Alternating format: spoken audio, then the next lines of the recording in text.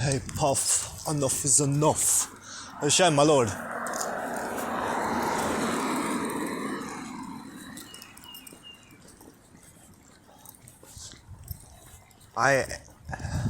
I'm feeling a little bit reluctant. What about?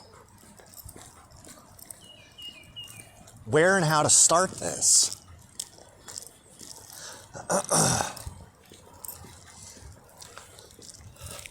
I have to remember to label this one. I make a note that it's well, technically it's not Rosh Chodesh until... Well, we got 2 days of Rosh Chodesh this month.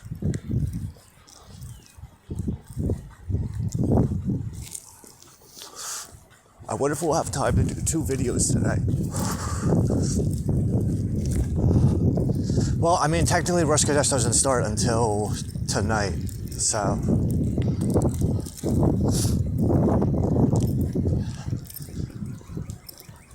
But being that it's the full moon, the Taurus full moon,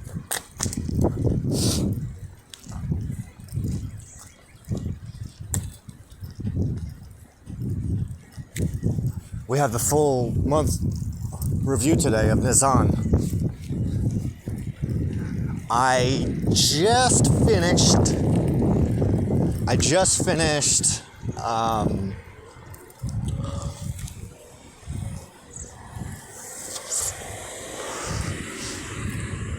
finished last week's review of the third quarter Aquarius, and I'm like,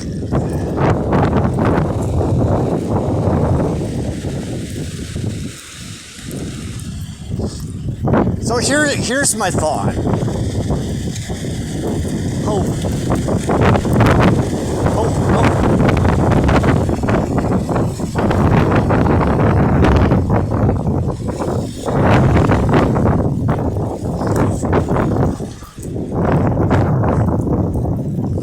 So I'm wondering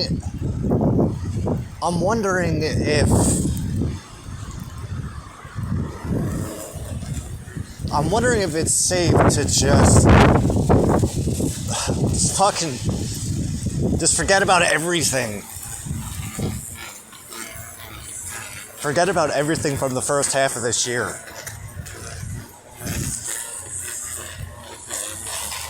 Why?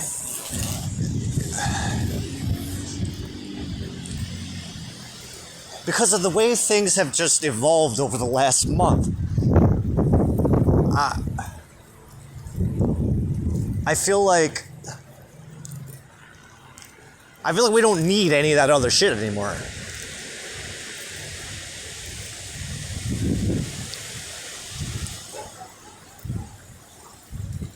Because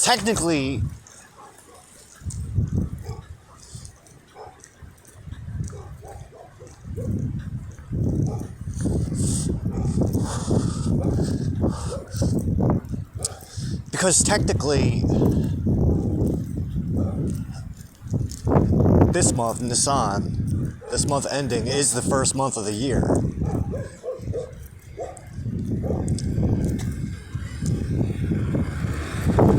Well, it's the first month of the Jewish year. But the previous 6 months before this was the first half of the Hebrew year.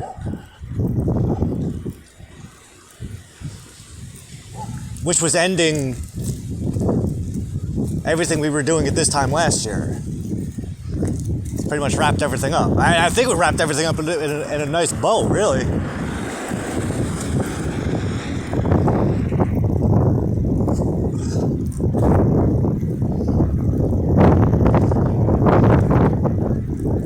I mean, this month was... I only did the one review so far, but I'm having flashbacks to everything that went on this month. And everything that happened this month was basically... In my mind, I am seeing a serpent.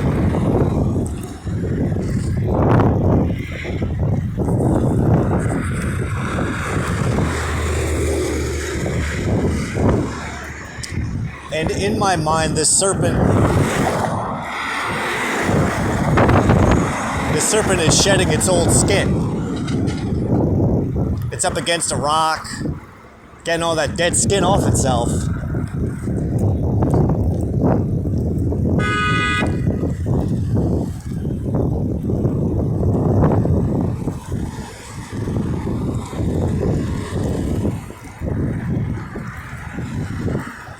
All the dead skin represents every fucking thing that went down from last Nissan to this Nissan.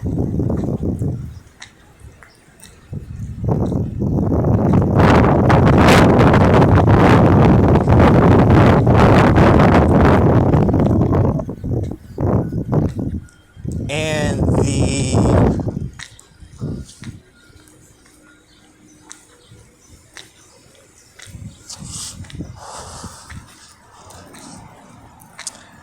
the fresh serpent that's coming out of the skin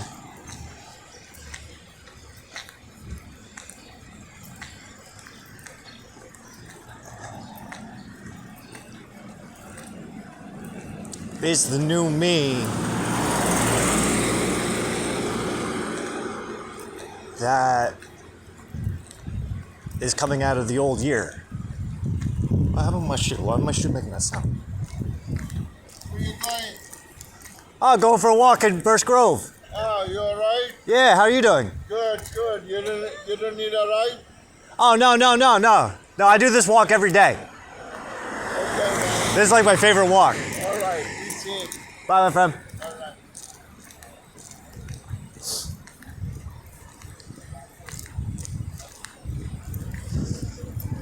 See, now, what's funny about this, I'm saying hi to all the people coming out of church. Well, that fellow I was just talking to, that's my brother's best friend's father. But and the other person I waved to was my neighbor. But I was just, right before I left the house, as I was finishing up that last review for last week, hey.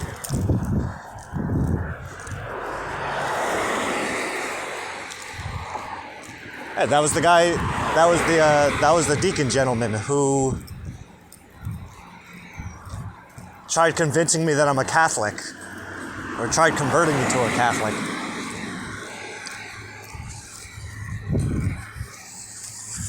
We got an all-star cast going through the traffic, Shep.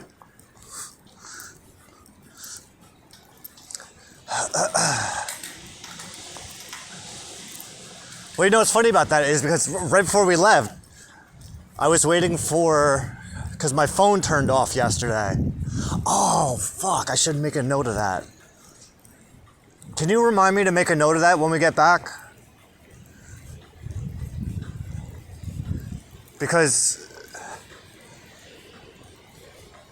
while doing the first half of last week's review, or last week's entry, I reminded myself, I left a note to remind myself that yesterday was the end of the most recent Mercury retrograde sequence.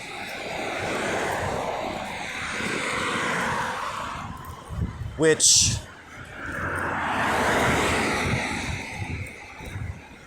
is the day, which is when my phone turned off. My phone service got turned off yesterday.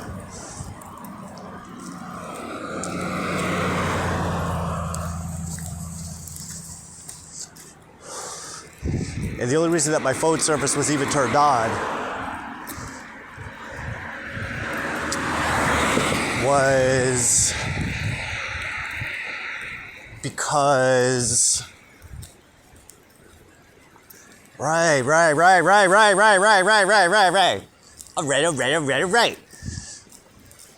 Was because at the very beginning of this month, on the new moon in Aries, Rosh Chodesh Nisan, was the day following the end of Father Allen's mission at the church that I was going with Mom to.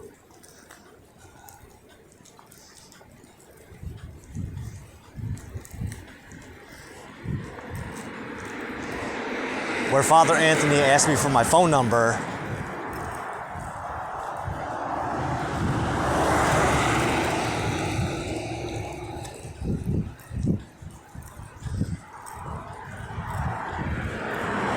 Which precipitated her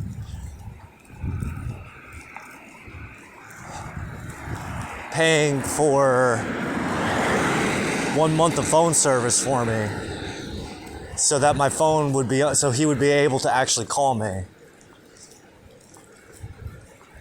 which he never did.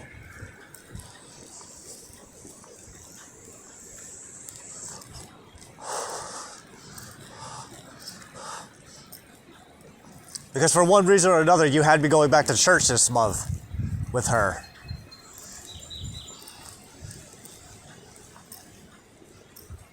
So that I could observe Easter and Passover at the same time.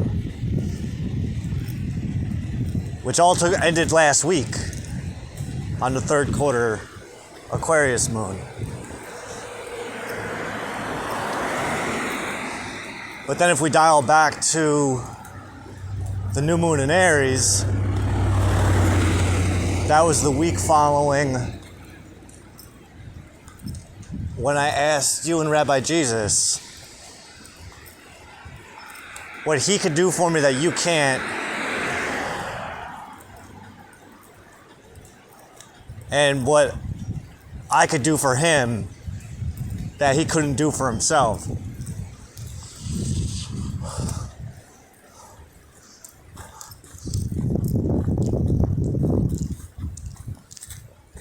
Which predicates everything that went on this particular month, leading up to right now. Oh my God. And this last entry that I just finished before leaving the house to do this recording so I could clear out my head, because that was, it's not that it was confusing. It wasn't confusing. It was just like, it was a lot. And then I just noticed too,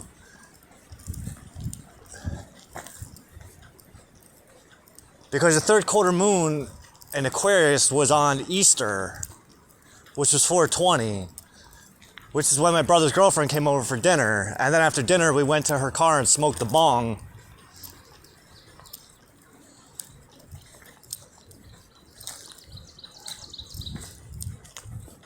Which put me in that fight or flight mode.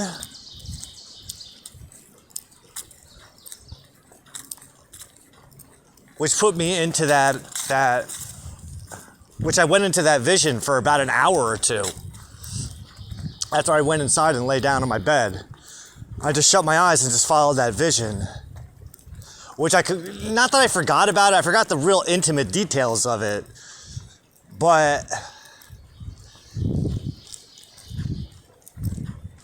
as I was reading last week's entry, I totally forgot that after the vision kind of settled, I went back and I wrote what it was that I was seeing. Just little highlights of it. But reading the highlights of it, I remember what it was.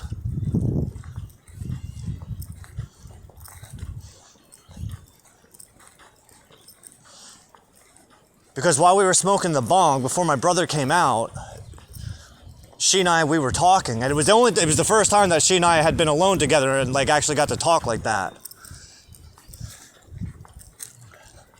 But she had triggered something in me when she asked me how it felt. She asked me how it felt to be misunderstood by everybody. And no one ever asked me that question before. And it made me like really sad. So eventually when he got back in the car, she asked me what was wrong with me. I was like, I don't know. I just got really sad because of what you asked me. I never really thought about it. Well, I mean, I thought about it, but I just never had anyone see that.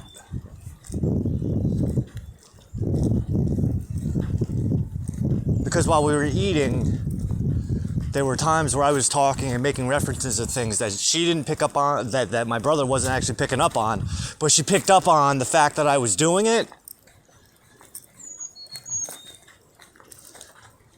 which made her realize that I have a lot of shit going on inside. But because we don't really know each other,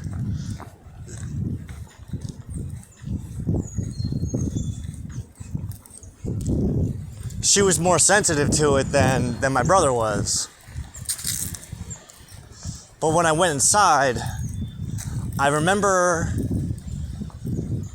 thinking, like we were communicating telepathically, or soul to soul.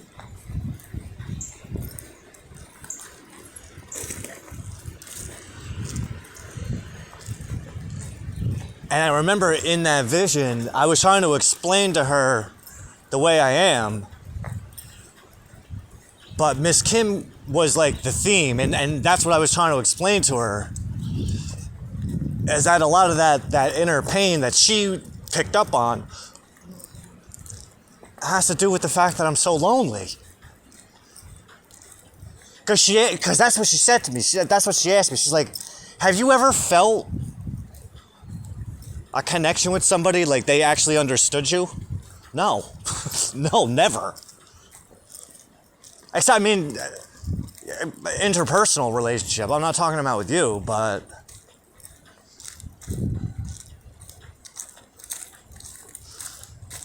I remember in the vision, I was trying to explain to her more about myself, so I put on Sugar by Sleep Token, so that she could feel what I felt.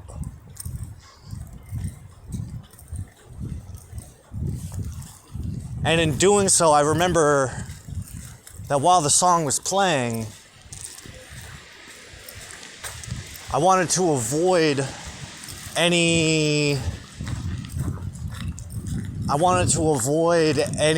mix-ups within myself that might get attached to her specifically. And I remember, and I wrote this down, I said I just spent an hour in this vision learning about a new power that I have that I don't understand.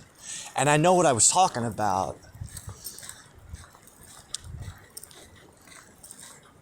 Because I was passing off old insecurities that served me well. They were good insecurities. They were good in the sense that these were insecurities that I had overcome. And I was passing them off to specific people like an inheritance.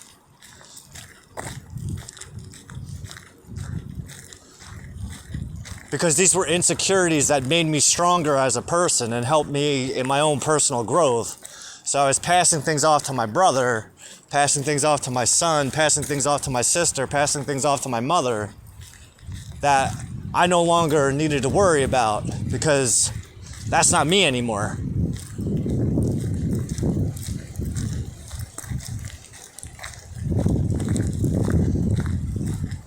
And I remember seeing how I could easily form a connection with my brother's girlfriend and why I would be able to. And I remember passing that off to him so that there's no miscommunications in the future, in the hopes that he will embody those qualities in me that are attracted to those qualities within her.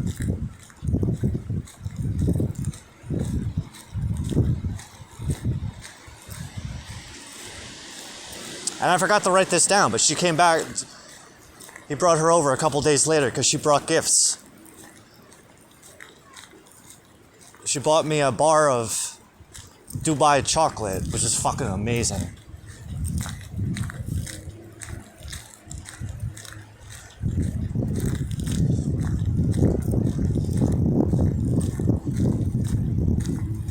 But then something else I noticed in the first half of last week's journal entry, which wasn't mentioned in the second half, because after we got high, and after that vision, I was too drained to finish up the review. So I pushed it off. I remember I wrote it. You gave me permission to push it off till the next day.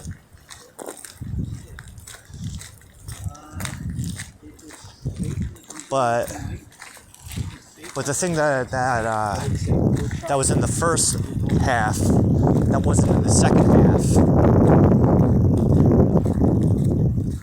because we should note that when I do these weekly and monthly reviews, I do the second half of the previous week's entry first, and the first half second.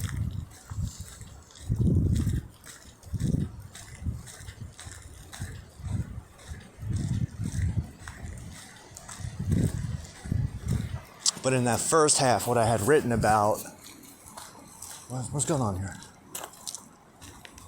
You are Moshiach.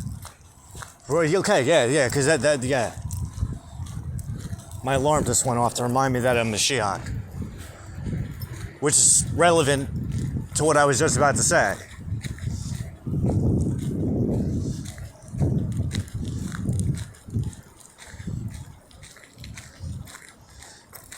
Because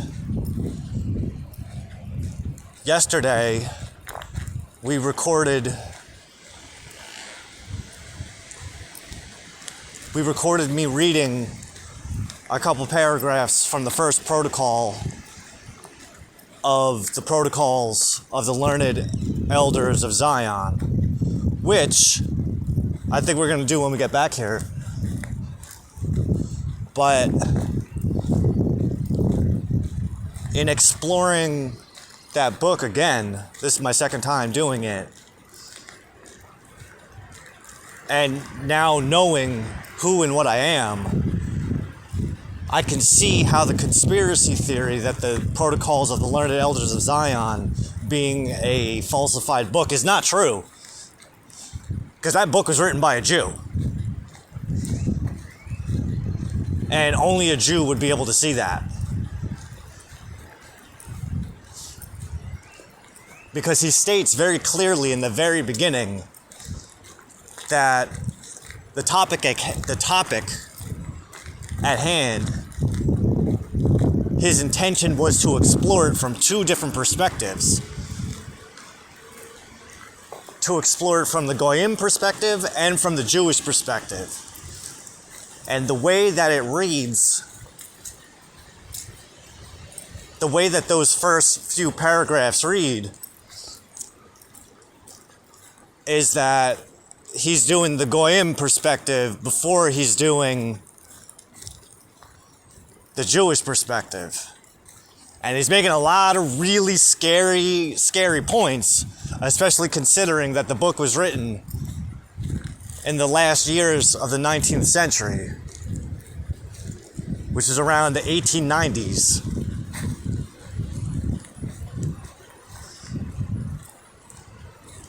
Which reminds me about how the same thing is true for the Communist Manifesto.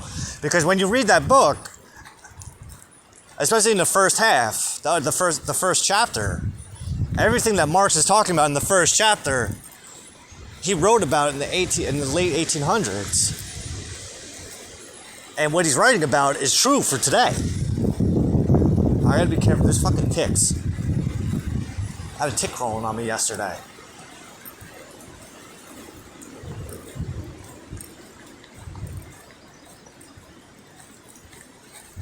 Of course, this is the day I wear black pants. Smart. But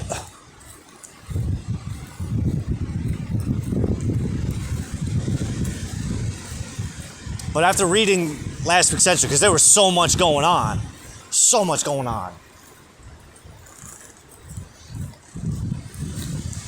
The thing that's coming to my mind right now that I'm supposed to remember is that the Mercury retrograde sequence that just ended yesterday It played out like so. On Rosh Chodesh Adar, which was the new moon in Pisces, was when it entered pre-shadow. The pre-shadow ended, and the retrograde began on the Virgo full moon, which was 2 weeks later. The Pisces new moon, which opened up the month of Adar, was when I started the retro reading of the book of Esther, which is what I do every Adar, with the intention of contradicting the Talmud that says that there's nothing to gain from reading the book of Esther backwards, which isn't true. Because it's easier to see you, my Lord, when reading it from chapter 10 back to chapter 1.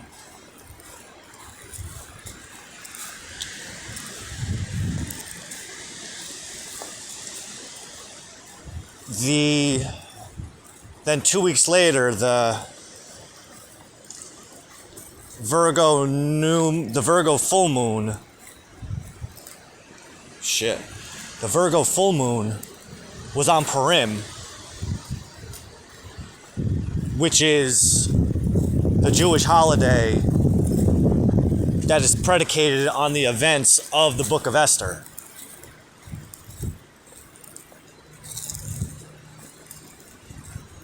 That was the week following.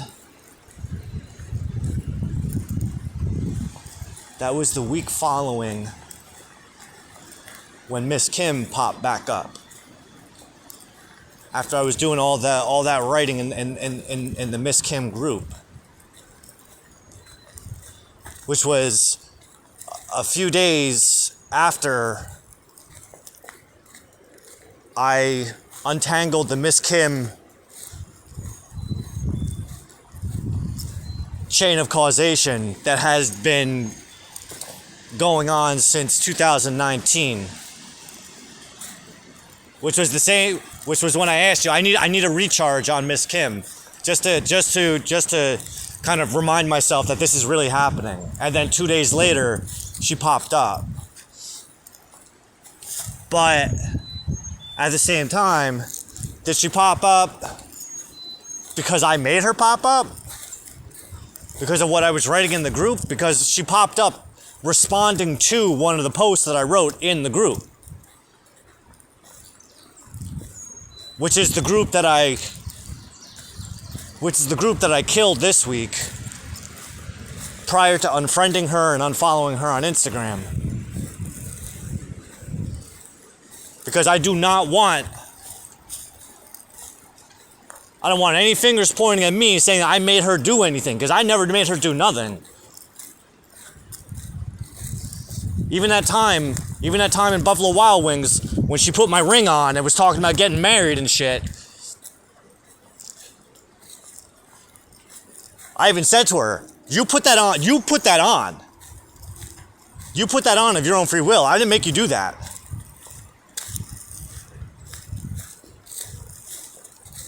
But this reminds me of that first Mars return of mine that I observed in 2021, when I wrote her that big ass essay telling her about my feelings, and then I deleted her number because I thought I was taking advantage of it.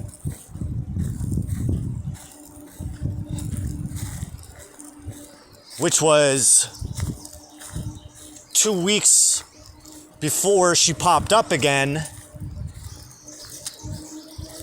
to tell me that I was a good writer, which was a few days before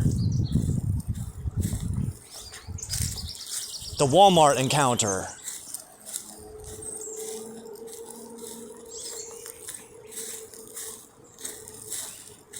Which, from a lunar calendar perspective, was 4 years to the lunar degree, the lunar and solar degree, that she would call me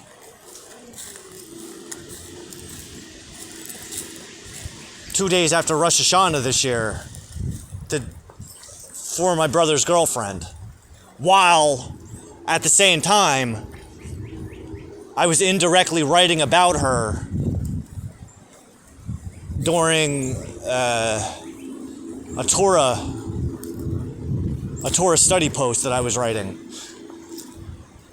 Oh. But while I was reading this last entry before we left the house, when I was going through a lot of the astrological synchronicities, astronomical, it reminded me of a couple things. But most importantly, it reminded me of when I was in the first grade, when the teacher had told us that the ancient Egyptian kings, that the power that they held over the people was predicated on their advanced understanding of astronomy at that time. And because they could calculate when eclipses would happen at certain times of the year, they would then be able to woo the people by forecasting when the sun would be eclipsed in the sky, which, by your grace, my Lord, God of my father and father of my father's fathers, I can do now.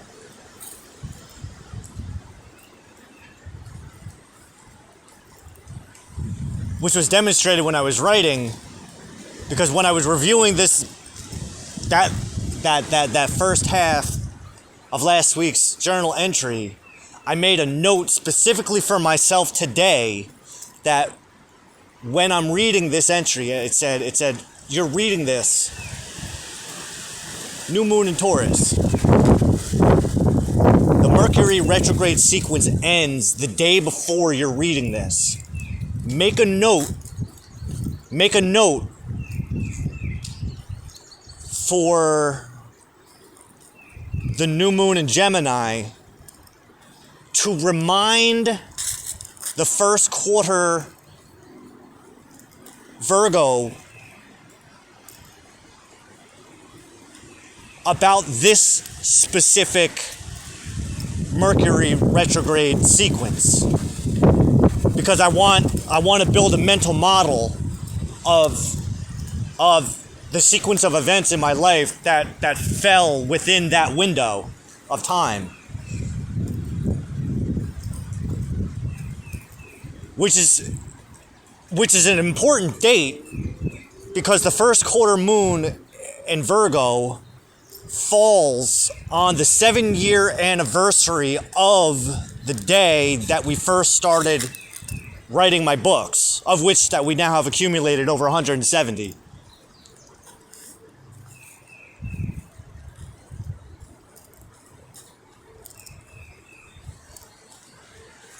And on that day,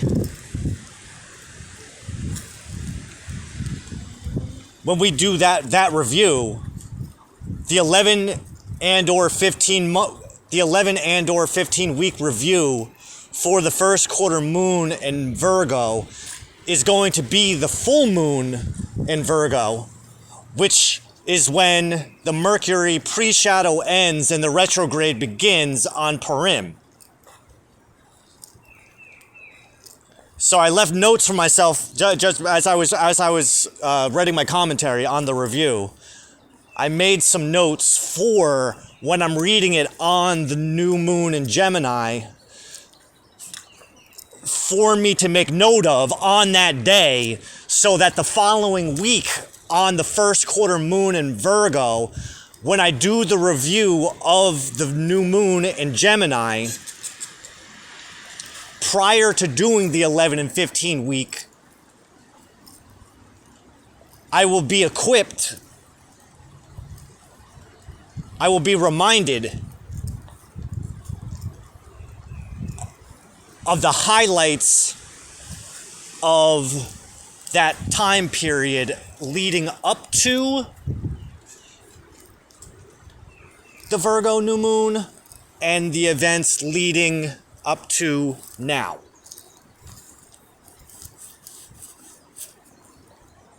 Because the pre-shadow began on the Pisces new moon. The pre-shadow ended and the retrograde began 2 weeks later on the Virgo full moon. The retrograde ended on the Libra new moon, or on the Libra full moon, which was Passover, and it ended yesterday, which is about 1 week after the last day of Passover. So the idea now is to fill in the gaps of that time frame so that on the first quarter Virgo new moon, which is the 7-year anniversary of this, of my service to you, of being in service to you, officially, once we have it all written down, once we started writing it all down, we will be able to build a 4/5D mental model of that window of time where Mercury is moving forwards, backwards, and forwards again.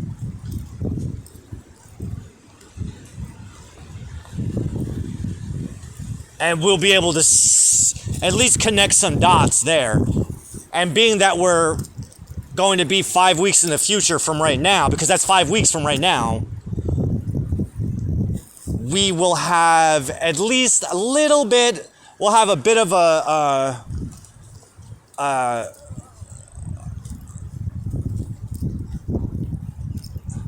we'll have 5 weeks worth of references as to what came out of that Mercury retrograde. And at the same time, now that I'm remembering it, at the same time, on that Gemini new moon, which is 2 weeks before Miss Kim's birthday, not Mrs. Kim, Miss Kim. On that Gemini new moon, Venus comes out of the post shadow.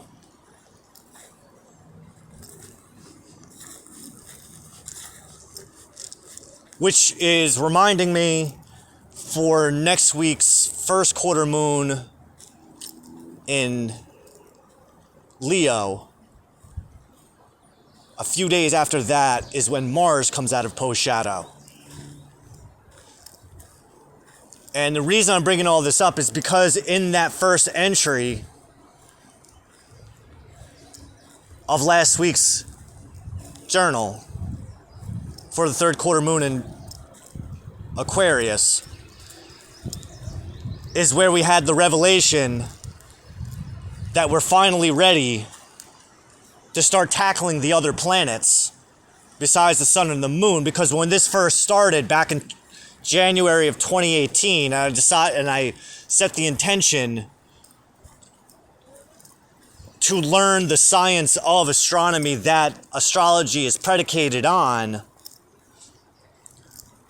The thought that came to me, thank you, Lord, is that we have to work with the sun and the moon first, because those are the ones that are most easily observed, and then we can worry about the other planets later.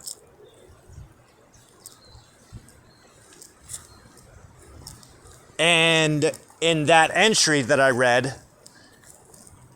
is where I wrote that the message you were sending me is that we're ready for those other planets, and the way to do that, the way to reconcile all of that and the effects that they have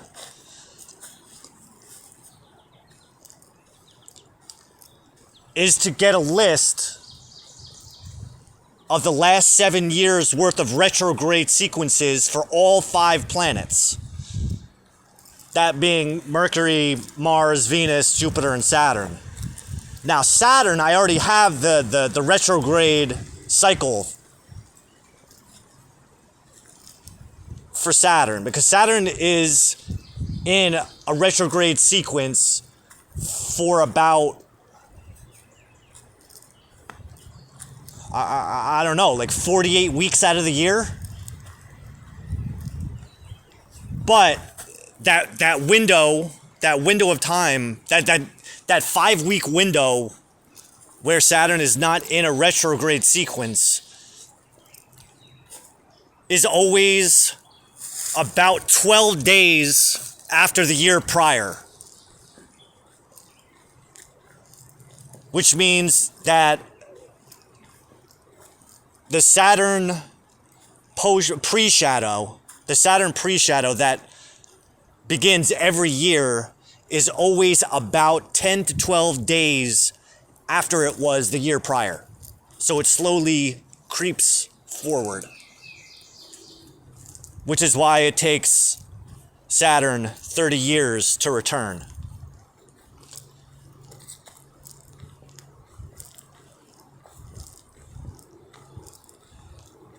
So what we need to do is then make a map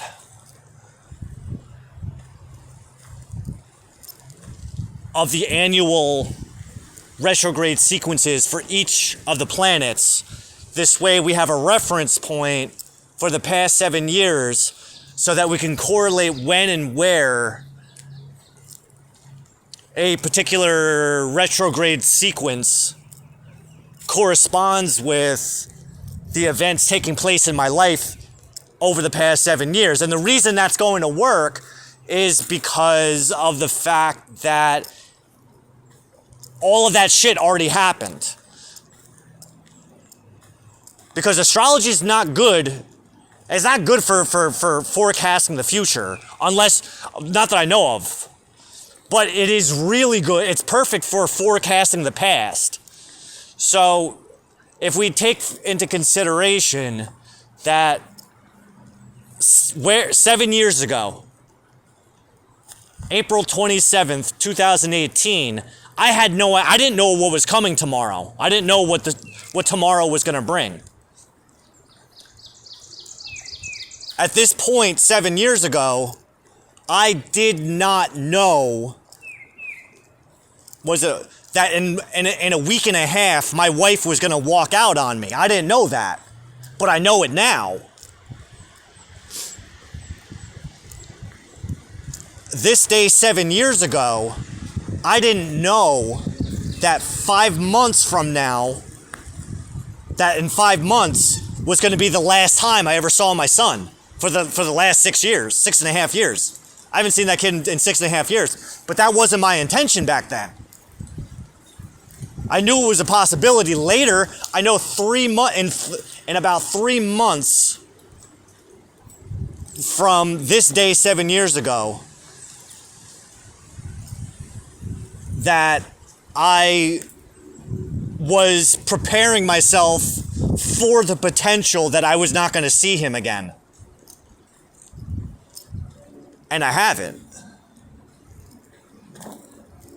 I was preparing myself emotionally and mentally just in case.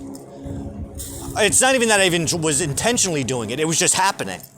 Because those emotions were just coming up, which is all written down in the books. We got it all written down. I keep all the receipts. It's like I remember Whitney Houston when she was doing an interview about someone was talking to her about her smoking crack and all the money that she spent smoking crack, and she goes, "Show me the receipts. Show me the receipts." I keep all the receipts. I got all the receipts. I write every single fucking day. I got all the receipts. Well, I mean, I'd say that over the past 7 years, my lord, help me with these numbers, but over the totality of the past 7 years, starting on June 3rd, 2018, up until this point right now, I write 98, I'd say 95% of the past 7 years, I have been journaling. About every single day. There might be like a month or two cumulatively that I did not write. But I would pick up either the following day or a couple days later. The only time there's a real big gap in my writing is in December of 2018, because I had that laptop and I was writing everything digitally. But all that shit that I was writing was all it was all toxic shit that was coming out of me, and I knew that. Because that was the type of shit I didn't want nobody to see. Ugh. But now, dialing it back to what we were talking about before I went down this rabbit hole, was I had alluded to a topic that I saw in the first half of last week's journal entry that wasn't mentioned in the second half of last week's journal entry, which I reviewed first, and the first half I reviewed second. And that was this idea of a righteous tyrant. In that a righteous tyrant who runs the one world order and turns Earth into a prison planet, but those people who are being punished actually deserve it. Which, as we dive deeper into the Abrahamic mysteries and we become closer to you and begin recognizing what is good and bad behavior and why the bad behavior is bad and why the good behavior is good, the more that we come to recognize that the secular world itself is a demonic place. Whether you want to believe in demons and Satan, that's a whole other thing. But you got to understand that from the perspective of my Lord, me, the Jews and the Muslims, and I'd even go so far as to say the Christians, even though there are corrupted individuals within the Muslim, Jewish, and Christian community, just like there are corrupted people within the secular community. Although I would argue that more than likely, if you are a secularist, to any degree, you fall into the naughty kid list. You fall on the naughty list. Because the way things are in the future, there's no room for that behavior anymore. Because humanity's got to get their shit together so that we can start moving forward. And based on what we see today, which, my Lord, you want me to say coincidentally? Which coincidentally aligns with everything that we're seeing in the first protocol. Just the first fucking protocol of the learned elders. Like, I'm going to take a stance right here because I know you got my back and I don't have to worry about it. But I'm going to take a stance and say that I am the only Jew that stands by the protocols of the learned elders of Zion. I stand by it. This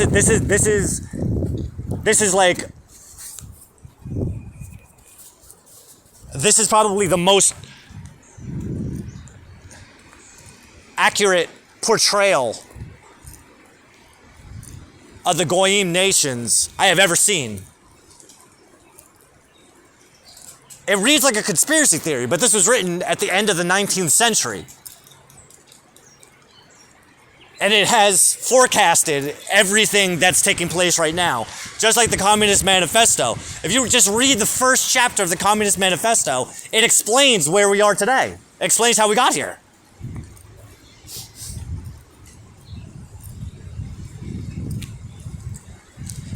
Where does right begin? Where does it end? It begins and ends with you. And that's the point. That's the point of Torah. That's the point of all the holy books. Is to put. It's kind of like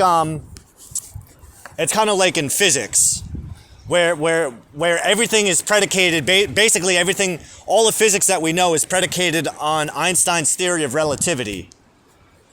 Which I can't wait to debunk that one. But the speed of light. Nothing can move faster than the speed of light, right? The speed of light is that hard line in the sand where we go, well, we don't know anything beyond this. Just leave it right there. It's a stop. It's a what is that called? It's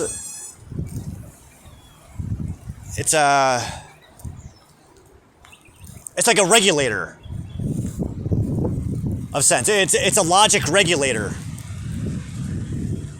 Obviously, sound has infinite potential, or speed has infinite potential. But the highest that we're going to work with, where we're gonna draw the line, is the speed of light, and say that that's it.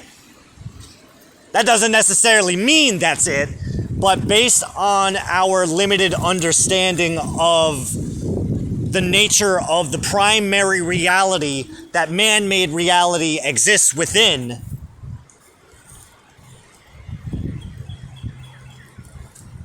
the speed of light is the stopgap. That's where we're going to draw the line. So God is the same way. So we the Abrahamics, God would correspond to that stopgap. In that you, my Lord, are the arbiter of what is right and what's wrong. You're the beginning and the end. There is nothing that goes beyond you. There is nothing that comes before you. And that also goes with morality as well. Because clearly, humans, the only morality that humans know, if you're not an Abrahamic, is what morality you are told is moral. The only reason that you believe that slavery is wrong is because somebody told you it was. And they made you feel, and they associated that perspective and emotionally manipulated you so that you would feel bad for those people, and for good reason. You got to keep in mind that the type of slavery that the secular world is familiar with is bad slavery, which is the type of slavery that humanity is against predominantly, is the same slavery that God forbids in the Bible, to a degree. Because the people that are allowed to be forced into slavery, they deserve it. Because they're not good people. Because they do whatever the fuck they want. They're not civilized.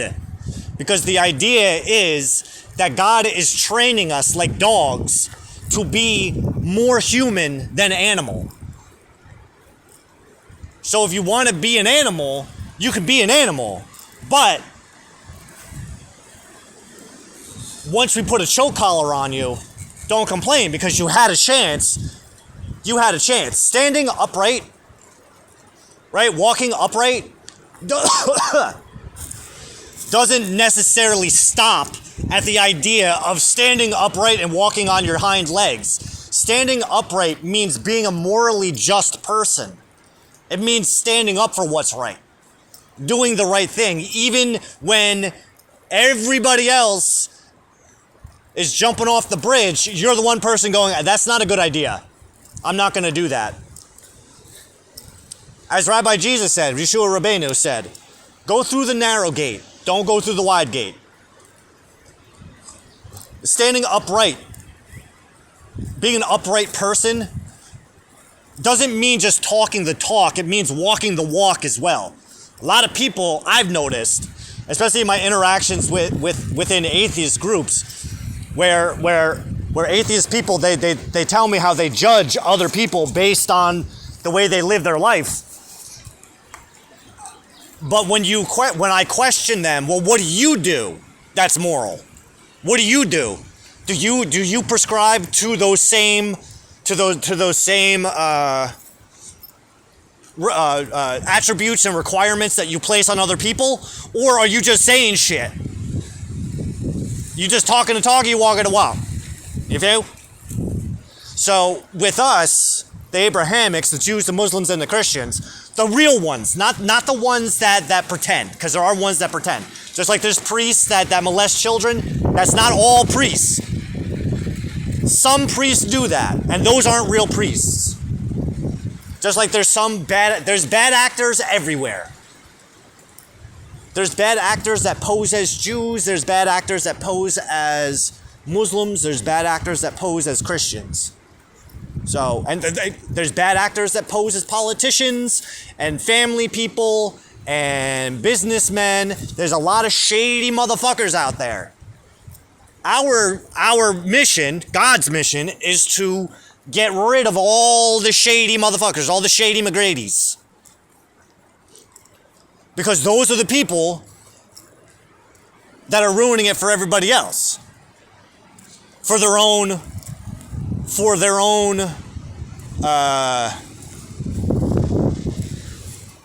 pleasure, for their own empowerment, for their own sake.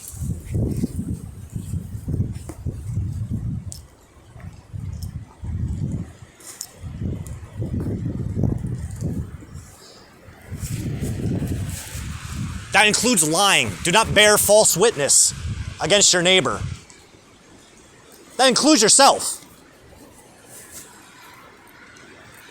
In any state in which there is a bad organization of authority, an impersonality of laws, and of the rulers who have lost their personality amid the flood of rights ever multiplying out of liberalism, I find a new right to attack by the right of the strong and to scatter to the winds all existing forces of order and regulation, to reconstruct all institutions, and to become the sovereign lord of those who have left to us the rights of their power by laying them down voluntarily in their liberalism.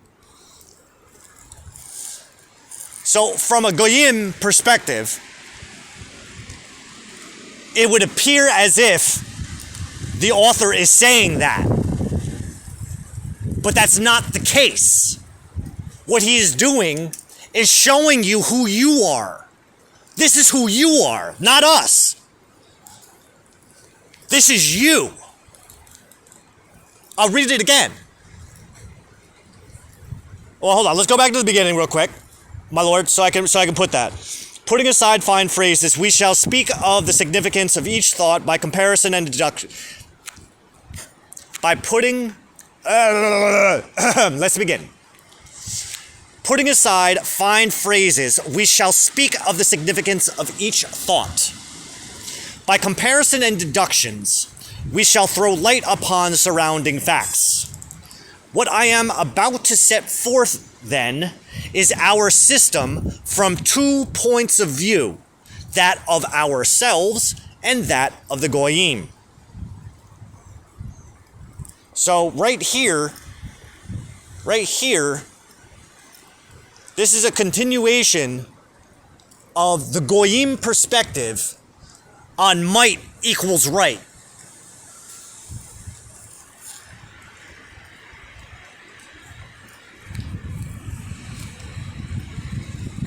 Because as he said, we're going to explore this and extrapolate on these ideas from 2 perspectives. Ours, the Jews,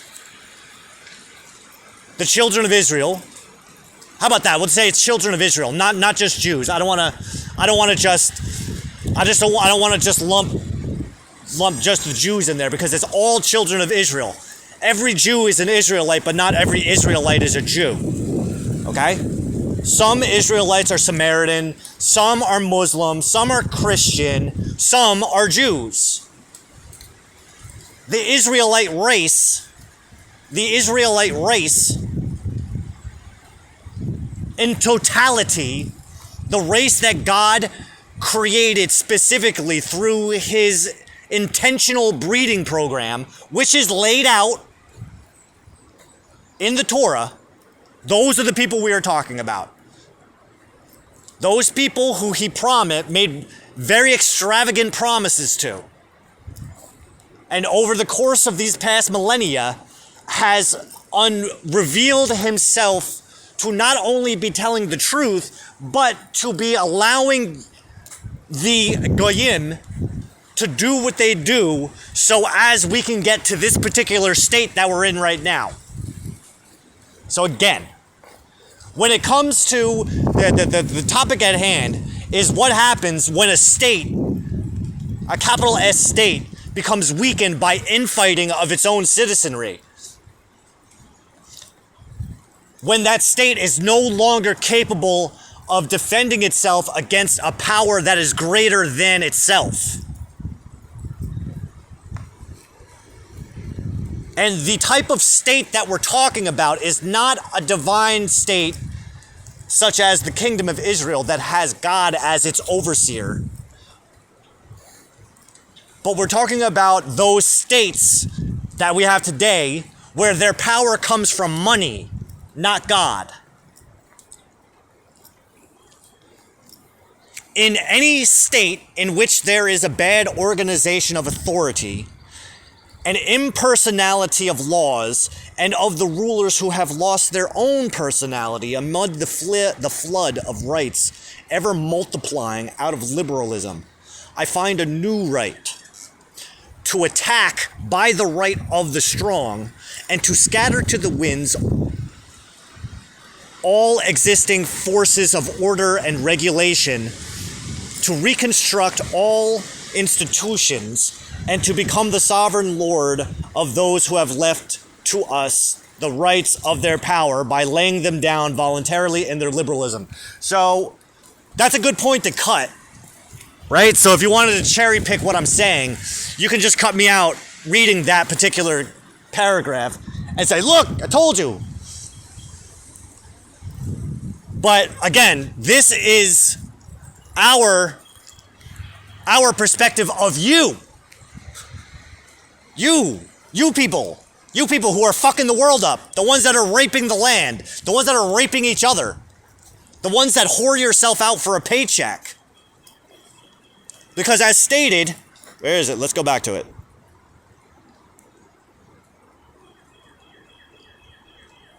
In our day, the power which has replaced that of the rulers who were liberal is the power of gold. Which means that you people are so obsessed with money. It's not us. The Jews aren't the ones who are doing that. Jews serve God. They don't serve money. Well, Israelites serve God. They don't serve money. Not like you people. We have a commandment in the fucking Bible that says we're not allowed to be employees. We have to, by divine right, be self-employed so as to avoid the pitfalls of what happens to employees, where you sell yourself out for a paycheck. Our power in the present tottering condition of all forms of power will be more invincible than any other, because it will remain invisible until the moment when it has gained such strength that no cunning can any longer undermine it.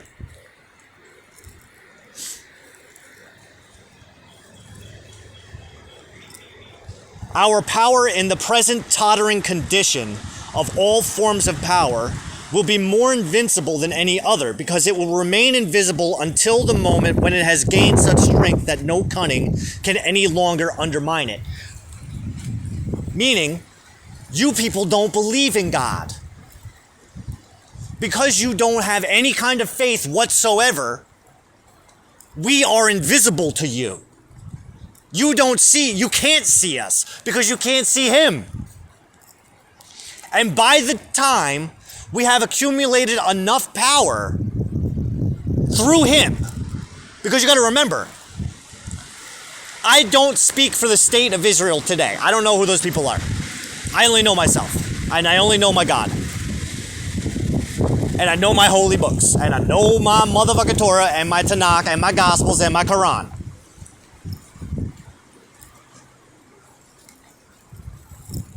We, Israelites, do not fight our own fights. God fights for us. We just clean up the mess afterwards. We don't have to fight. He fights our fights so that we can better ourselves at home. So that we can do the inner work to be the people that he needs us to be, which is, as they say, the light of all nations. Because we have all the answers. Because we know better. We know better. We have got about over 3,000 years of history documented. What about you? I did some Google research just for fun, just to confirm something that a fellow Jew had said. And it turns out that the majority of people today,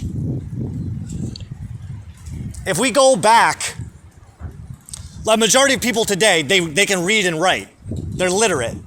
Quote, literate. If we just count back 300 years, what is that? About 10 generations? 300 years? Is that right? Fuck it. We'll just say 10 generations. Oh, no. Maybe like 5. If we count back 3 to 5 generations, that same majority has now decreased, where the minority of people are literate. Now, if we go back 2,000 years, the majority of people today, in their ancestral forms, were illiterate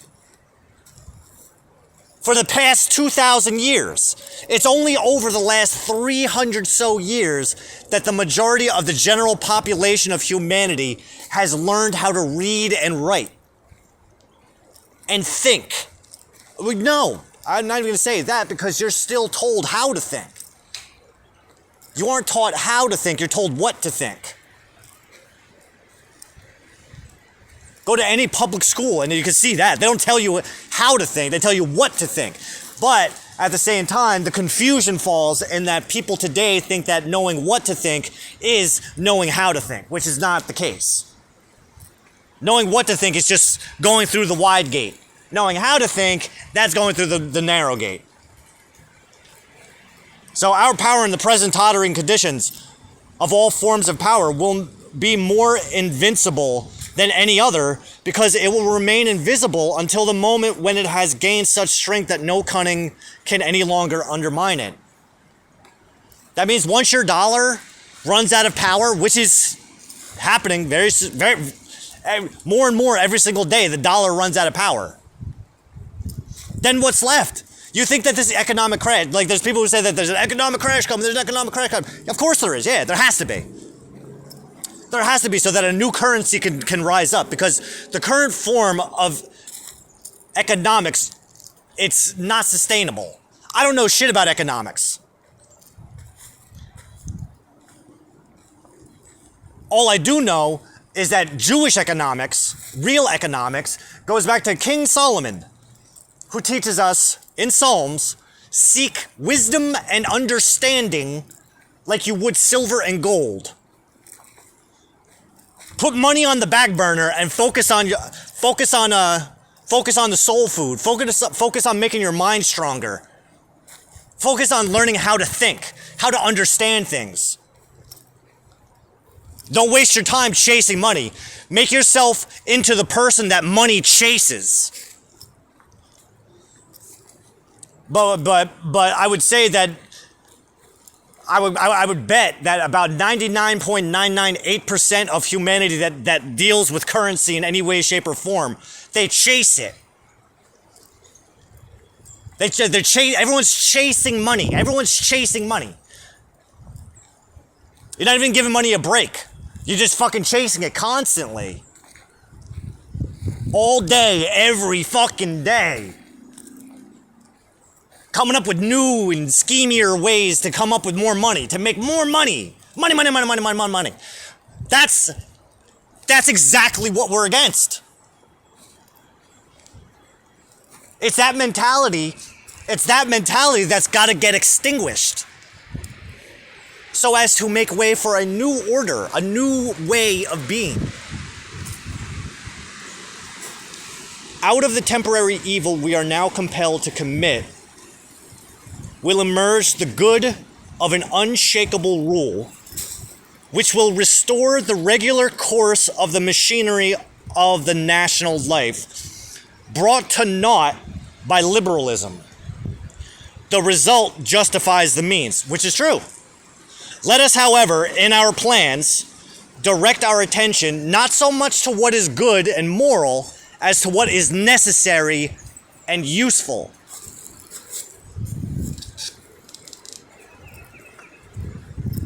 Is that not the way of things right now? Is that literally not exactly the way that every government works? You don't give a shit about what's moral. There's no morality in government. There's no morality in politics. Only for a show. That's not even in question. That's not even up for debate. You elect your politicians based on who reads the cue cards. Who reads the cue cards better? Meanwhile, both sets of cue cards, whether you're on the left or the right, each set of cue cards, they say the same thing. They just use different words to say it. We're gonna fuck you this way. We're gonna fuck you that way. Alright, fuck me. But people just fucking take it. But then you have all these constant wars that have been going on for the past hundreds and hundreds of years that nobody gives a shit about. You don't give a shit about the little slave kids. We're all against slavery, except for when it comes to the little slaves, the little 10-year-old slaves who got to pick the cobalt.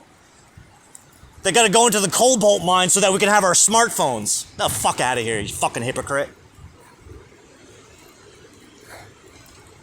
And again, I don't think that this isn't talking about the Jewish perspective. This is talking about a secondary nation whose power is greater than our own, who is plotting on taking us over. We're not going to do the moral thing to get these guys. We're going to do what's necessary. Because the chaos that's in your country has the potential to spread out and infect other nations. You are a fucking problem. So someone has to come in and fix the problem. See, now, this is why we know this isn't a Jewish perspective. Because that's God's business. God does all this stuff. And God always makes sure that it stays moral.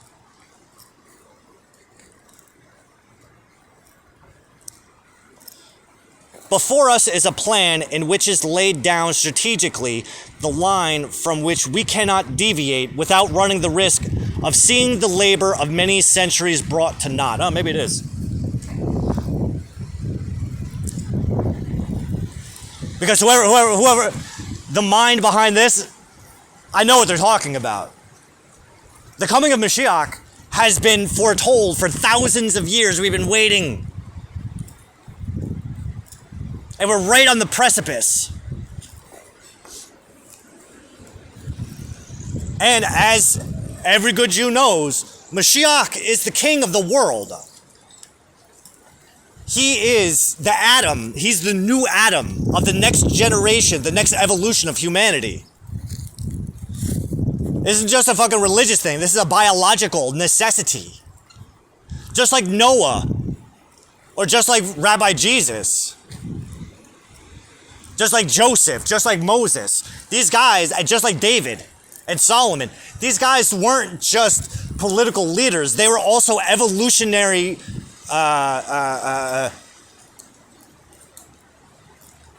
evolutionary alphas for their time.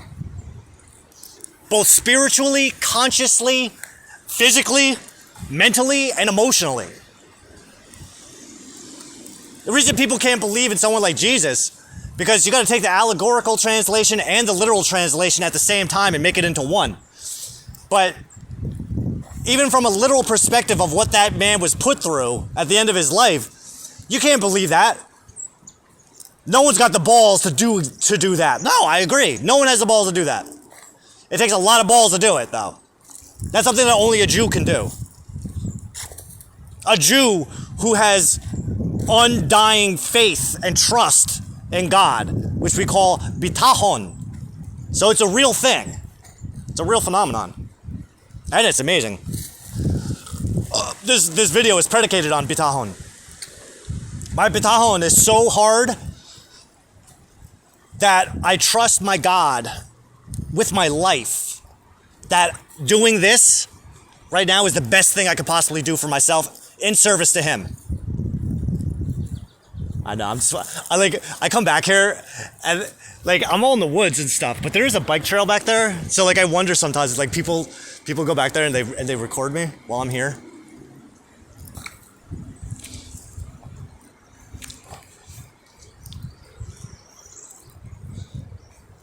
This is like the Sith. This reminds me of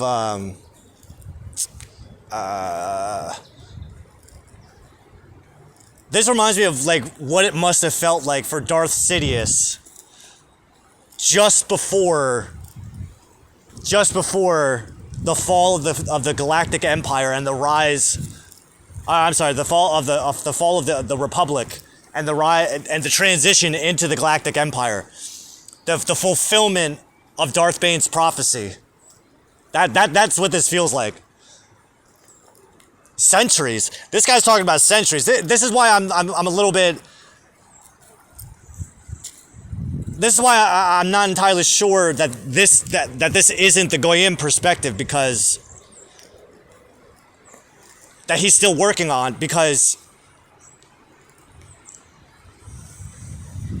thousands of years would have been the more appropriate. The labor of thousands of years, not centuries. This has been going on for a long time, for at least 3,338 years, to be precise. Approximately.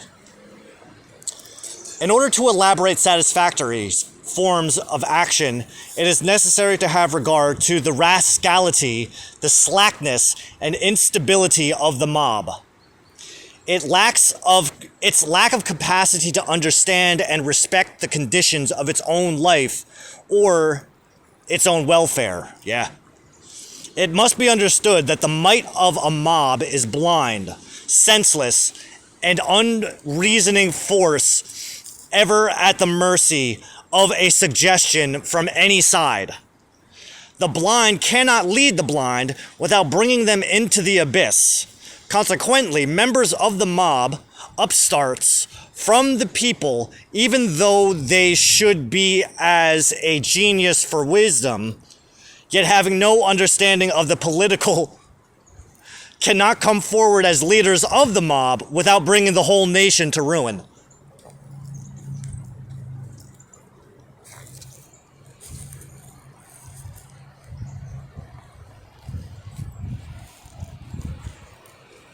Can we argue with that? Can you actually argue with that? I'm going to read it again just for clarity. I still have to do a write-up on all this on my Facebook page, because this is just fucking fascinating. I know, like in my mind, there's patriots listening to me, and they're gonna jump out of the woods and kick the shit out of me. You fucking fascist, you Zionist fascist. Oh, your republic is dying. There's nothing you can do about it. God is taking over. In order to elaborate satisfactory forms of action, it is necessary to have regard to the rascality, the slackness, the instability of the mob, its lack of capacity to understand and respect the conditions of its own life or its own welfare. Right, because you have been brainwashed into believing bullshit. Therefore, you have no idea what's even good for you anymore because you have been conditioned to believe that what's bad for you is good for you and what's good for you is bad for you. It must be understood that the might of the mob is blind, senseless, and unreasoning force ever at the mercy of a suggestion from any side. So how about this? Let's take America for instance. We have the Democrats and the Republicans. You got the liberals and the conservatives. And when we're talking about liberalism in this book, it's not the same liberalism that we're talking about today. Though it's not necessarily any different.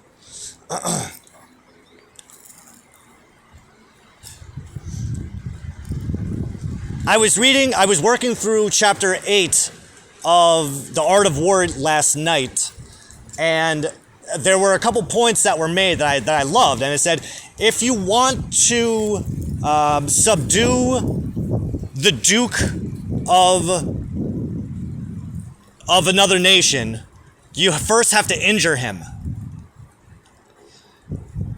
In order, hold on, let me pull it up because it's so good.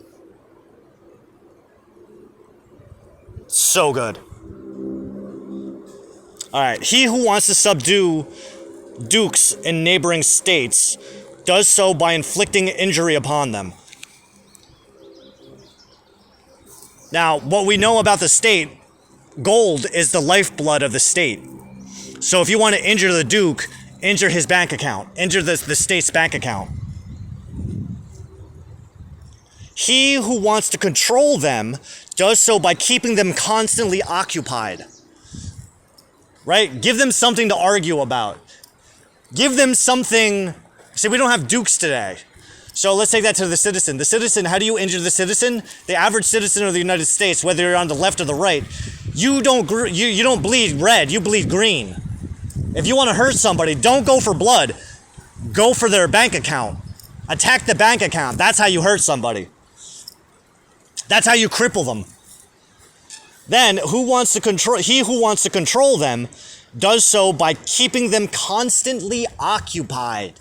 Give them something to do. Give them something to think about. Give them something to constantly be occupied with. So my point that I was about to make was, let's imagine that the left-leaning media is actually catering to the right, while the right-leaning media is actually catering to the left, because they are saying what the right says what the left needs to hear to get triggered, and the left says what the right needs to hear to get triggered. Right? You feel? And he who makes them rush about does so by offering them ostensible advantages. So what they do is, not only are they occupying you with bullshit, but then they'll say stupid things too, so that you have an opportunity to go, look, they don't know what the fuck they're talking about. They give you they'll say contradictory facts. They'll put anything to make it seem like you know better than they do. Meanwhile, they know what they're doing. This book, The Art of War,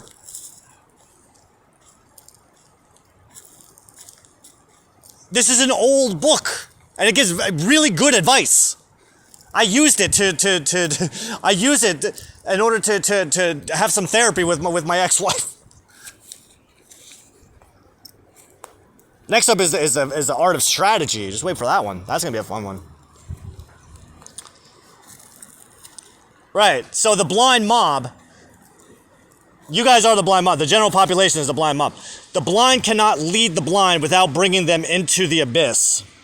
Consequently, members of the mob, upstarts from the people, even though they should be as a genius for wisdom, yet having no understanding of the political, cannot come forward as leaders of the mob without bringing the whole nation to ruin. That's why all of these political groups, these resistant movements, quote resistant movements, that's why there's no leaders. Because if there were leaders,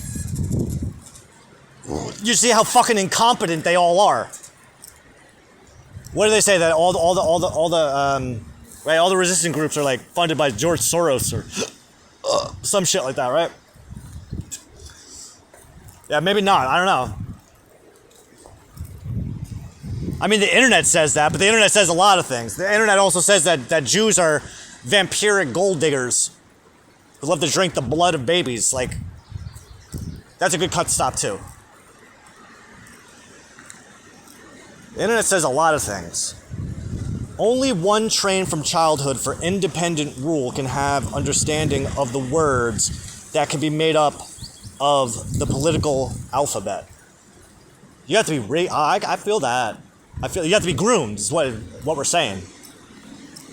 A true leader is groomed from early on. And I can see that. I can definitely see that. Thank you, Lord.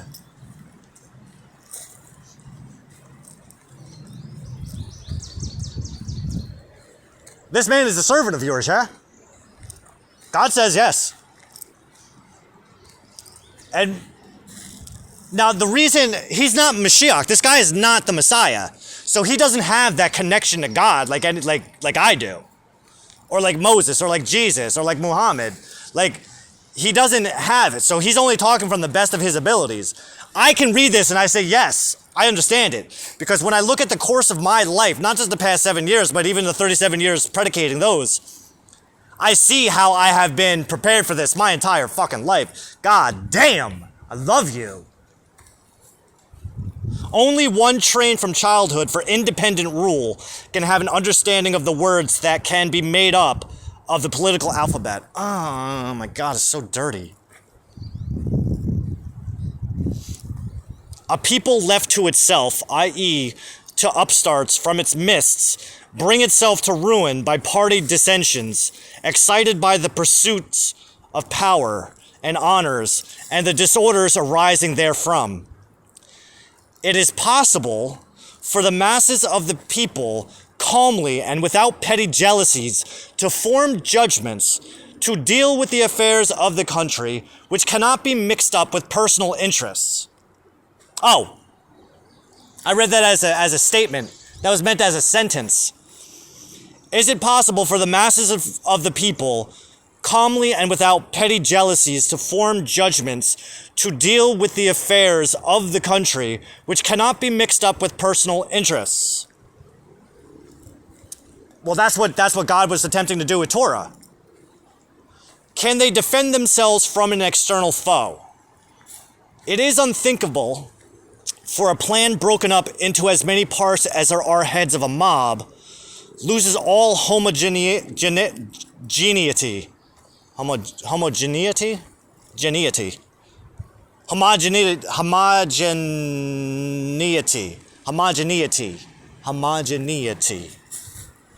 It is unthinkable for a plan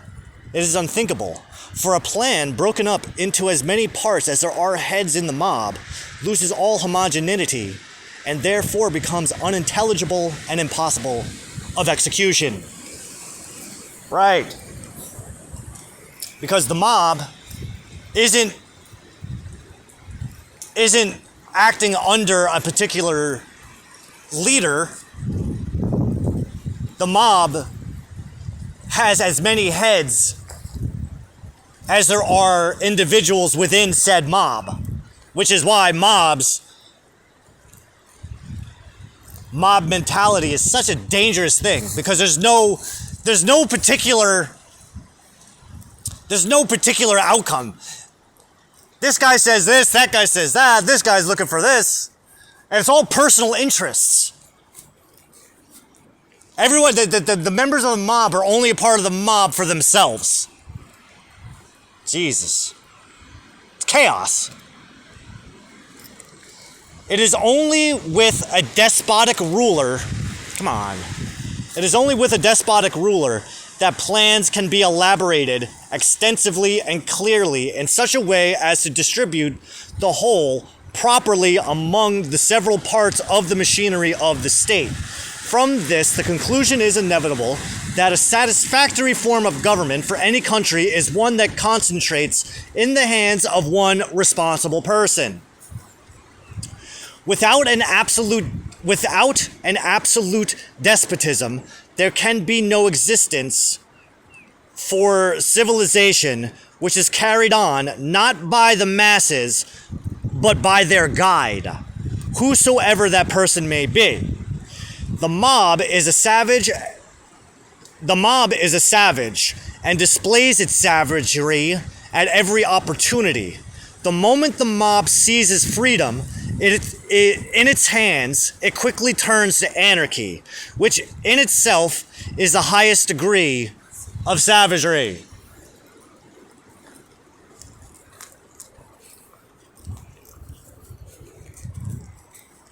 He's talking about Moshiach, because Moshiach is going to be the most responsible person in the world, because the Lord God, Hashem, the King of the Jews, the King of Israel, the one true King of Israel, for whom Moshiach is but an avatar, is but an emissary, is but an ambassador, is but a mouth made flesh.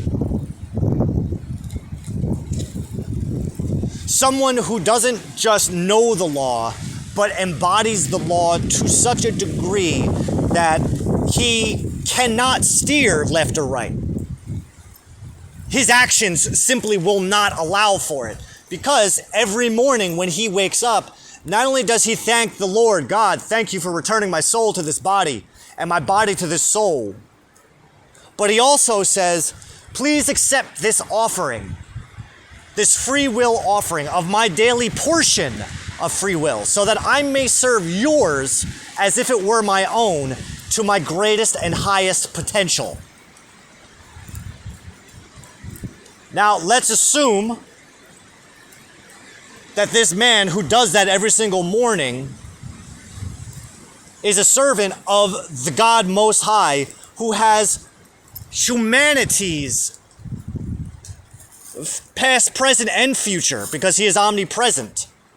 That he has humanity's best interest in heart, because humanity is his greatest and most favorite creation of all creations throughout all of creation.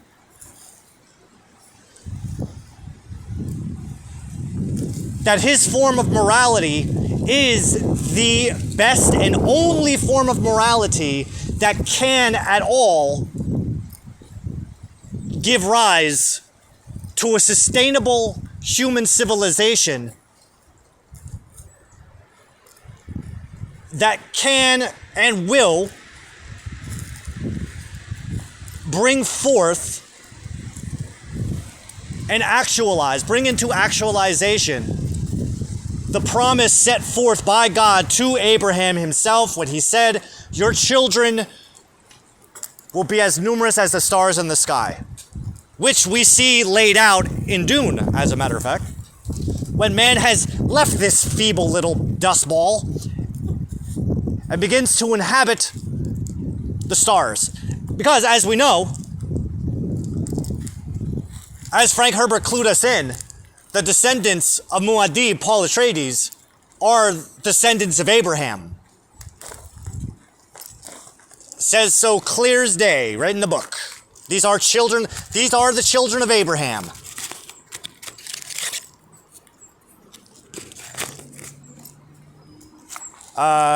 Dune, Children of Dune, chapter...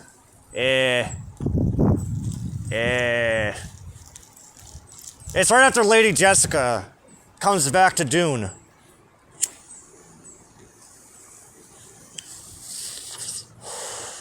I think it's when she's in council. When she's doing the count. No. It's when she's having a private meeting with Ganima. Or maybe it was when she was having the private audience with Leto. That might have been when it was. Leto II. Leto says something, or she reflects upon something, and she goes, these are the children of Abraham. Because she knows. Because all throughout the Dune series, there's allusions to not just the Jews, but also to the Abrahamics. And it is stated, or alluded to, more than once, especially in the first Dune book, that the Atreides are descendants of the Israelites.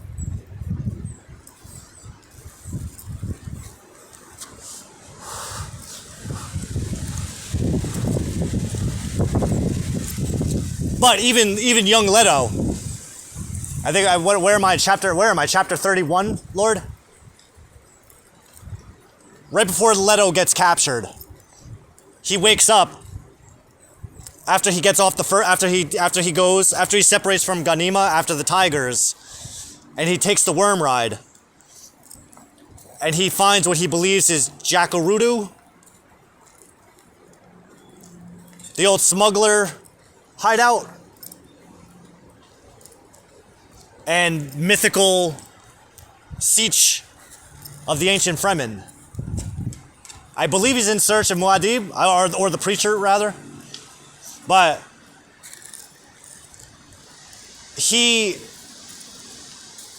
I remember, I was just reading this last night, but I remember while he was meditating,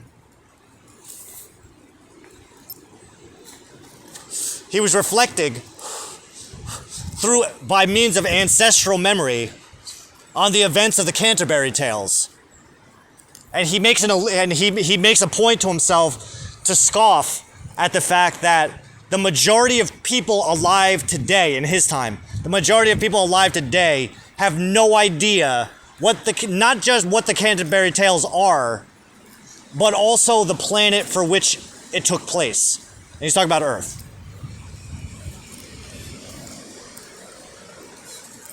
Because people are so consumed in the right now that they don't know what came before. They don't know their own origins.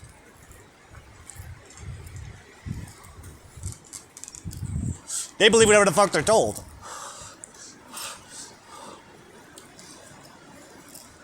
This is what makes the Dune Saga such a fucking masterpiece in my mind, especially now, in my current state of awareness, is that the more that I dive deeper into it, the more that I recognize my own thoughts being reflected back at me. Because this whole idea of ancestral memories, this isn't new. I only just read Dune at the beginning of this year, 5785. I only just started reading it at the beginning of this year. I think right around Sukkot is when the Festival of Booths is when I first completed Dune. Is when I first started Dune and completed it.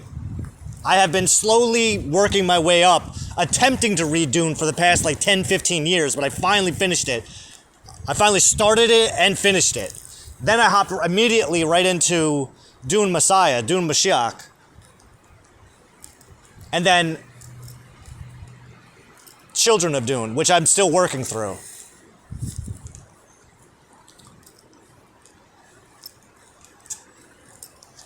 Because the story of Muad'Dib is the story of Moshiach. And the story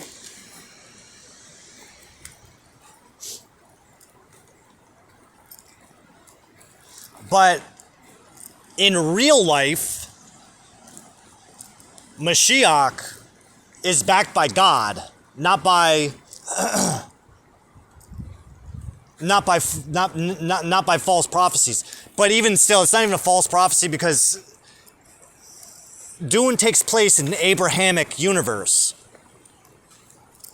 You understand?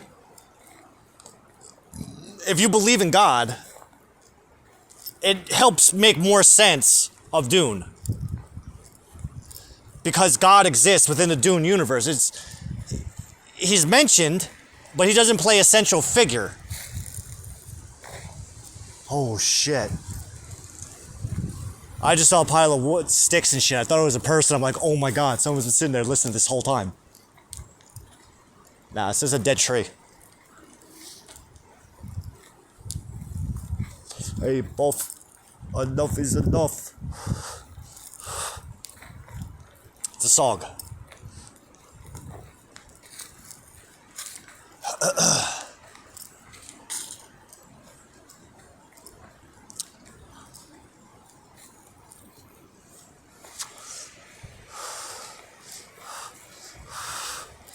Yeah, the next world order, once Moshiach comes to power, all the nations will bow down to him because they don't have a choice.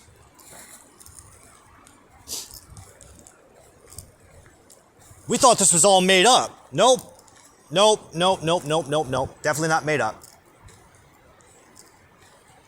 This is something that's been going on for thousands of years. This has been going on a lot longer than most people can even fathom.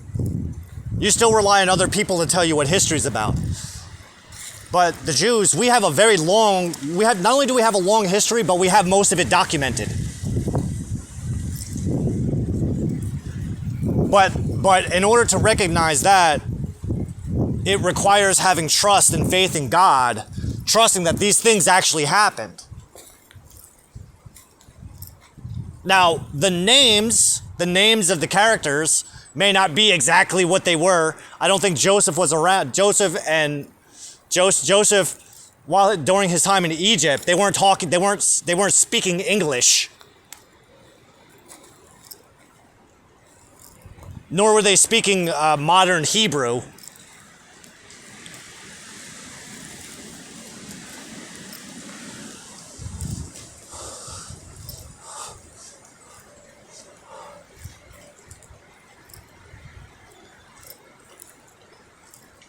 But the reality I live in God's reality. I don't even live in my reality. I forfeit my rights to reality.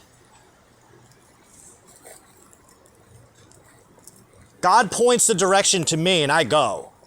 I take credit for things sometimes, but that's just out of habit. Anytime I give myself credit for something, I'm giving God credit. Because he put me on the path to do the thing that I'm taking credit for. So, by right, and my Lord, forgive me for ever taking credit that belongs to you and not giving it where it deserves, because I'm just a guy that picks stuff up and puts it down. Just like how Moses didn't part the sea, God parted the sea. Jesus didn't heal anyone, God healed people. Joseph didn't interpret Pharaoh's dream, God did.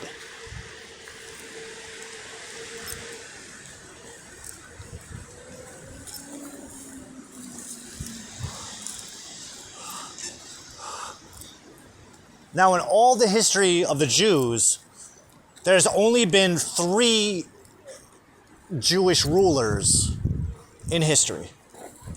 There's King Saul, King David, the best of the best, and King Solomon. Because after Solomon is when the kingdom got divided into the northern kingdom of Israel and the southern kingdom of Judah. But it had to be allowed to fail so that in the future it could succeed. Because Edison took him 1,000 different experiments before he came up with a functioning light bulb. Same thing. Now, all throughout the ages, Jews have been part of external governments. There were Jews at the top of Rome. Not the top, but Emperor Titus's, one of his advisors was Josephus Flavius, a defector from Israel.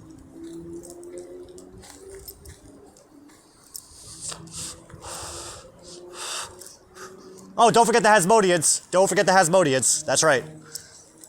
The longest and most successful line of monarchs in Israelite history goes to not the line of David, but the line of Aaron, when the Hasmoneans were the official rulers.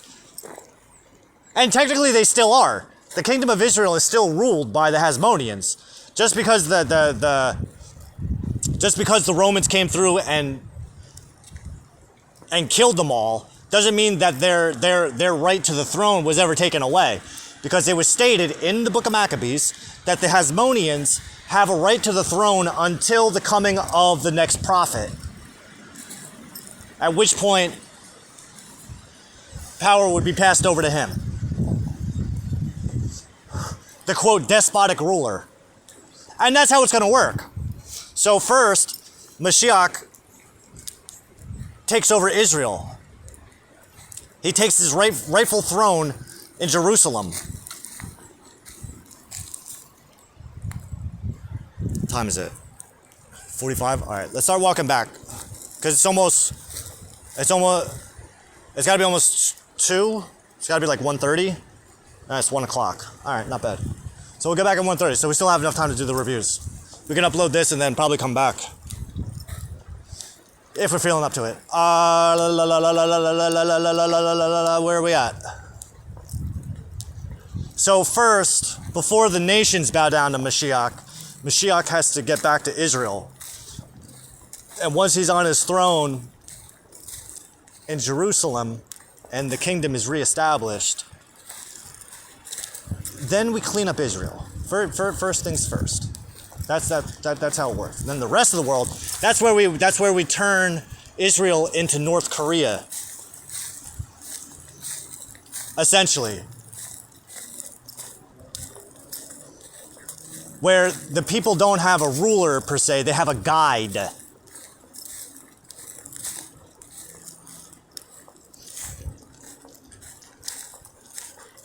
See, because Moshiach is going to unify the Christians, the Muslims, and the Jews into one unstoppable force, then we spread out.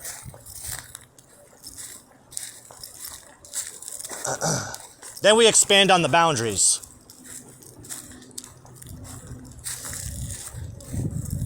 That's how I'm seeing it. That's how you are showing it to me. First, we close off the walls of Israel. And we expedite all the Jews back. This way we could start a new census. Anyone who identifies as a Jew. From there, that's where we determine who is and who is not a Jew. Who is and who is not an Israelite. Who is and is not a part of God's promise. And I think I know how that has to happen.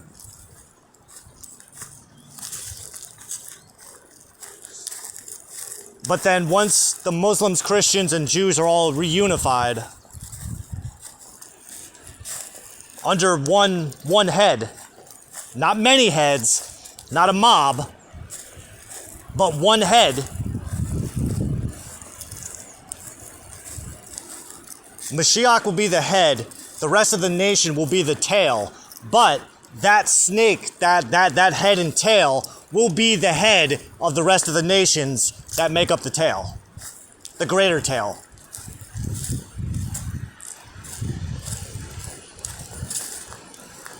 And then that's when we follow the Torah laws of engagement. The Torah, God's Torah that lays out the rules of engagement for when it's time to expand the boundaries of Israel, which is laid out in the Torah. It's all there.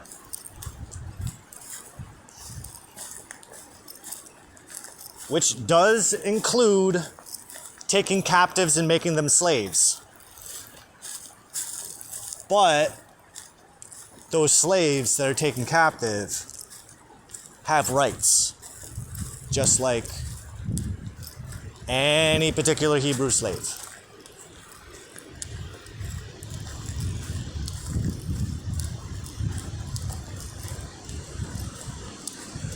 Where freedom is earned, it's not a right. Freedom isn't a right. Healthcare isn't a right. All of these rights aren't rights. They have to be earned, especially freedom, and especially free will. And that's another thing. There is no such thing as free will. Free will is a myth.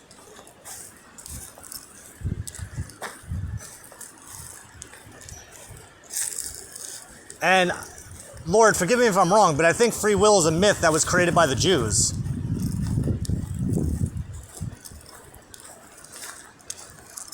Go to any average person, and their life is predicated on their job. Their job isn't predicated on their life. Although it starts off that way. It starts off that you choose a job that is most fitting for your life. But once you feel like it's time for you to move on, you found yourself, you're stuck. You're stuck because you got a house, you got bills, you got a mortgage, you got car payments, you got utilities. You got all the shit that serves as a shackle that keeps you chained in this job that you hate. There's parts of it that you love, but being under someone else's thumb just doesn't sit right with you.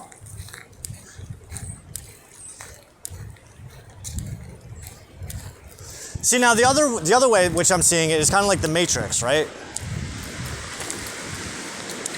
Where we just let the world burn and we just start with the rule of two.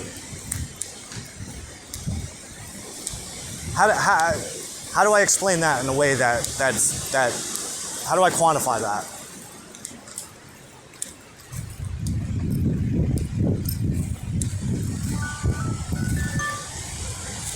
You are the king of the Jews.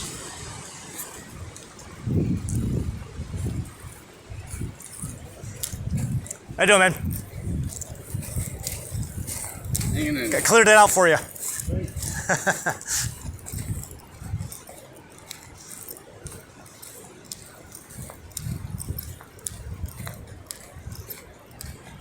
So what I mean is, I'm thinking about what Darth Bane did with Darth Zana.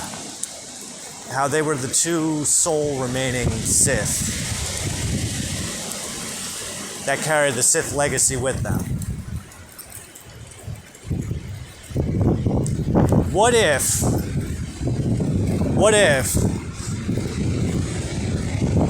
Moshiach never reveals himself because he knows how futile of an attempt it is. And he just lets humanity do whatever it is that humanity's gonna do, and you are guiding him to kind of be the catalyst for the new civilization that takes over once the current civilizations all crumble under their own weight. So that as one falls, it's right when the other one is rising. So it's almost like a seamless transition.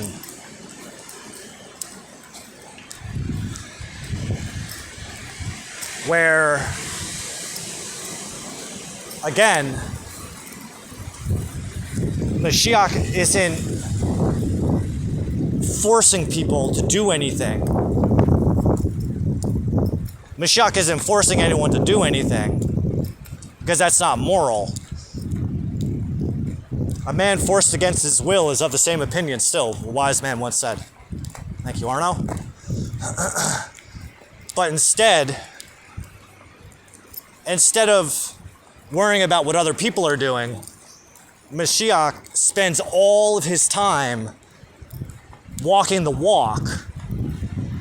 Well, walking and talking to anyone that'll listen, and then just posting up on his Facebook page or on his YouTube page, going, fuck it. If anyone's supposed to find this, then they'll find it. If not, fuck it. I'm already doing the thing. And I'm doing it perfectly by myself, and I don't need any help. So why call any attention onto myself, especially when the majority of people, if not all people, 99.998% of people, I would argue, don't truly believe in God as much as they say they do, nor would they have the bitachon necessary to recognize me as Moshiach, because certain people throughout history went ahead on their own and tried to make determinations for God on their own, even though they aren't prophets. And they say, look out for these signs, these specific signs. And until you see these signs, then it's nothing. So Moshiach, who already knows who he is, knows what everybody's looking for, knows what everybody wants, knows what everyone's expecting, is in cahoots with God going, fuck these people. These people are idolizing a man. They're not idolizing God. They're not. They're putting their faith in a man, not God. Which is why you'll never see Moshiach, because you have expectations. You have an idol formed. You have a golden calf in your mind of who he is, what he looks like, where he comes from, his backstory, and even who his inner character is. Meanwhile,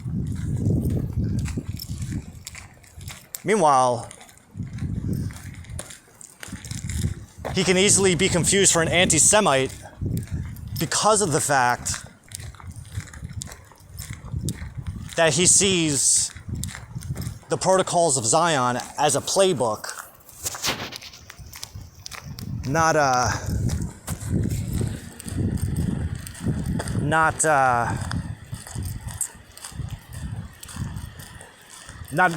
falsified document, which, how you doing? Which in itself will help with separating the wheat from the chaff, so to speak. From the weeds from the wheat. From the weeds from the grain. Because he's not in a rush. Everybody else is in a rush. I saw a YouTube video last night. It was titled Moshiach, Now or Never. The fuck are you? If you're that much of a rush, go do it. We're on God's timetable, not yours. You want this now. Who the fuck are you?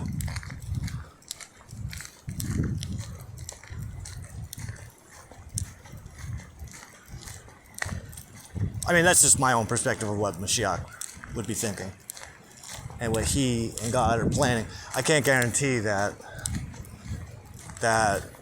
my personal opinions are any more or less right than anyone else's, except for those people that say that Moshiach doesn't exist.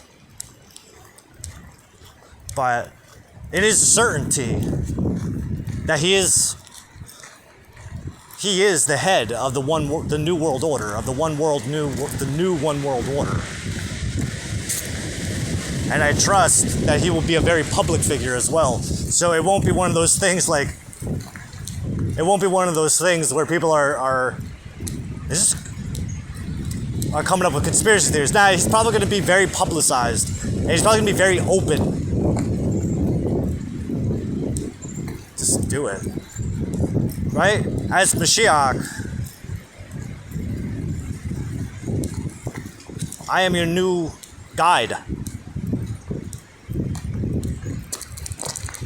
Your leaders have failed you, so God sent me to clean up the mess.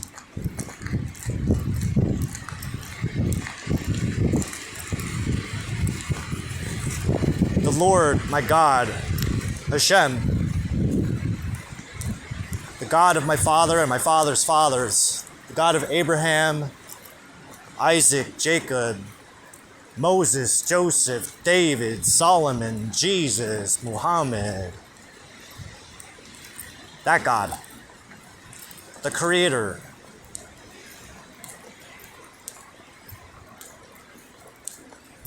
The Ein Sof, blessed is He.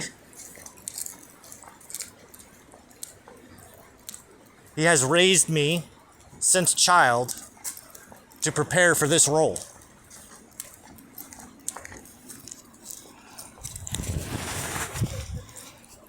And that I don't seek external validation other than my Lord, my God. I don't have to worry about upsetting anyone because I don't need to read off a cue card. Because as we could see, as we could see from this and through the other 18 hours of video content that I released over the last week, in conjunction with the hundreds and hundreds of hours of videos that I've posted over the years, the past 7 years, I don't need to know where I'm going with what I'm saying. All I just need to do is start saying the words, and the Lord Most High fills my mouth with what to say. How was that? It was good? You liked it? So did I. I get used to this.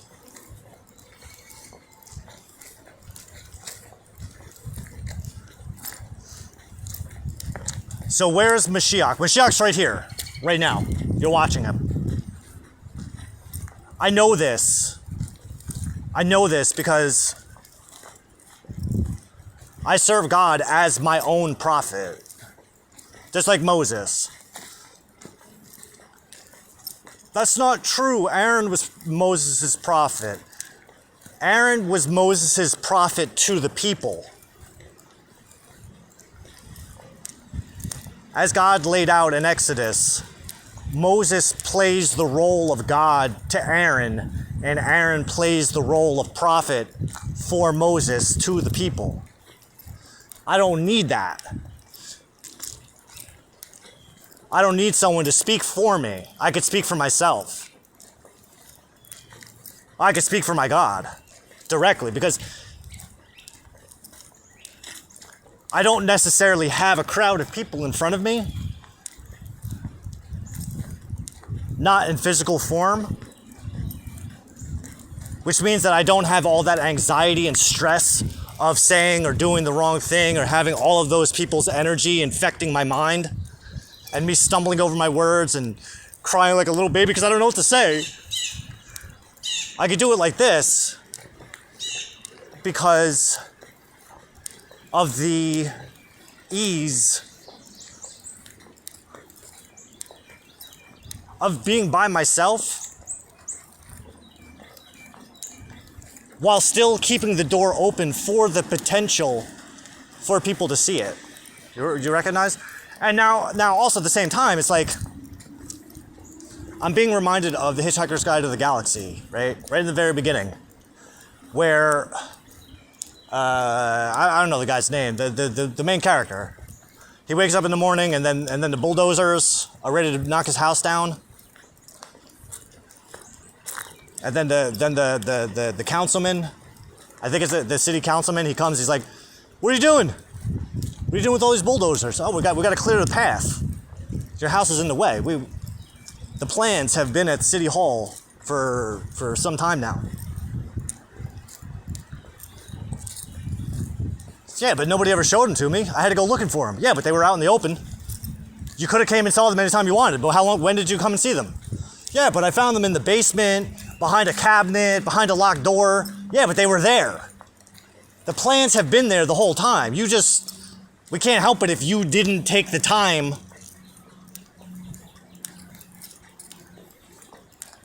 You could have put more effort into it. Sorry. Shit. Alright. It's the same deal. We can't help it if your governments didn't tell you that this was coming. We can't help it that your governments gave you we're feeding you a bunch of bullshit just to keep you occupied and fighting with each other. We cannot help that.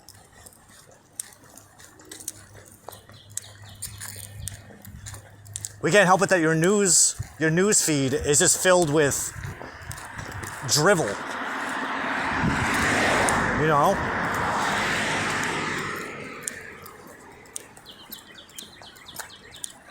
It's like the people that were supposed to be telling you to look left were telling you to look down. And the people that were telling you to look backwards, look behind you, were telling you to look up.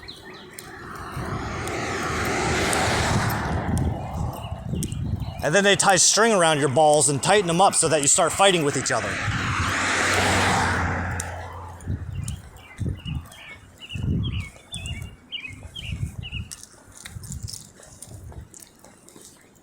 And, well, yeah. Did they or did you?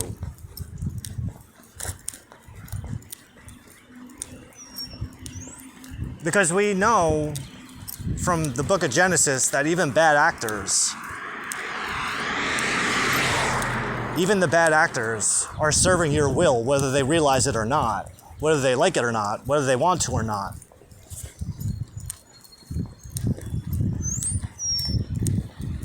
And in the book of Job is where we learn that even demonic and satanic entities are also serving your will. Because Satan takes his commands from you with a smile on his face, and he carries them out to the letter.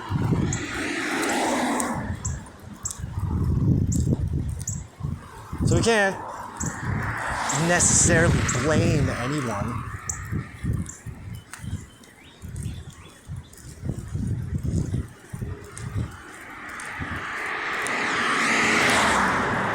Unless we say, which is also true, yeah, that the reason that this all had to happen was for the sake of me, so that I could do what you're about to have me, what I'm doing right now, right?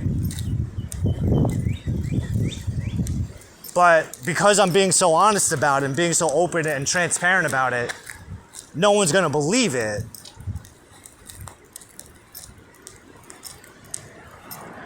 Because people are so used to lies as the truth that even when confronted with the truth, it will come off like a lie. So just assume that. Just assume that I'm lying right now. If you aren't already. Is there something wrong with me? Yo. I don't know. How do I answer that? Yes and no. Yes and no. Sometimes more yes, sometimes more no. Just like anybody else. I mean, ask any Jew, any educated Jew, and they'll tell you that Moshiach is just a regular guy. It's just nothing special about him.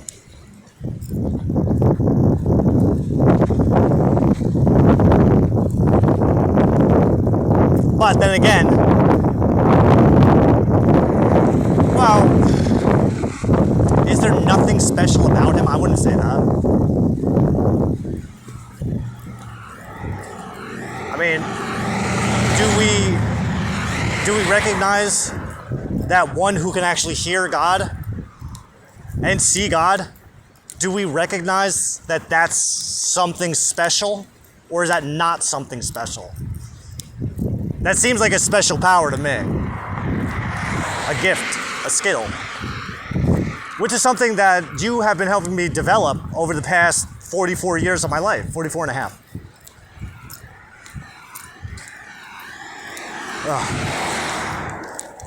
Yeah, it's getting hot.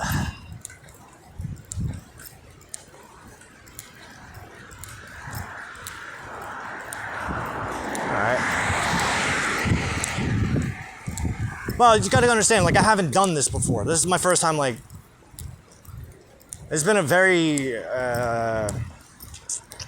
how do I say it? This has been a very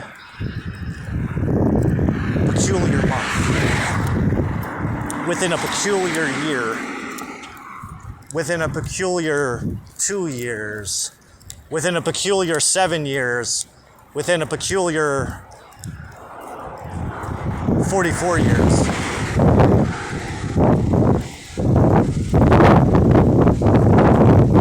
Because this month is within the year, that year is within the past 2 years, this 2 years is within the past 7 years, the past 7 years is within the past 44 years.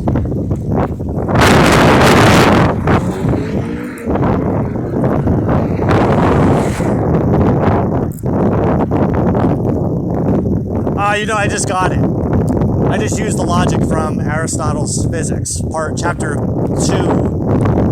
book 4, where he does his best to explain the 8 senses in which in can be used as a form of place. The finger is in the hand as the hand is within the finger. The affairs of the state are within the king as the king is within the state. The wine inside the jar is part of the same whole that the jar represents. Because once the wine is in the jar, then they technically they can be considered as one entity. And the one example I didn't really fully get, it said health is within hot and cold.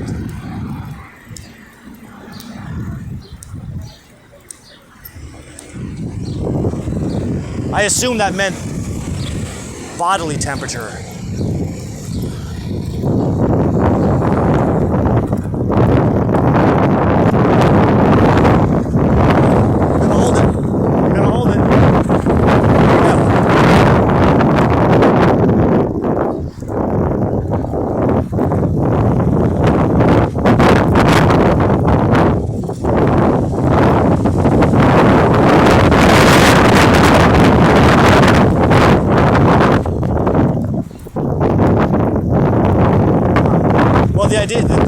The original question was, can something... And depending on your perspective, I mean, Aristotle says it's questionable. I say yes. Because even that wine within the jar, if you take a straw and sip from that wine, you sip from the center point of that wine, you're sipping the wine from within the wine. Whereas if you were to lift the jar to your mouth and sip it like that, from the rim, you're swallowing the wine that was on the outside of the wine.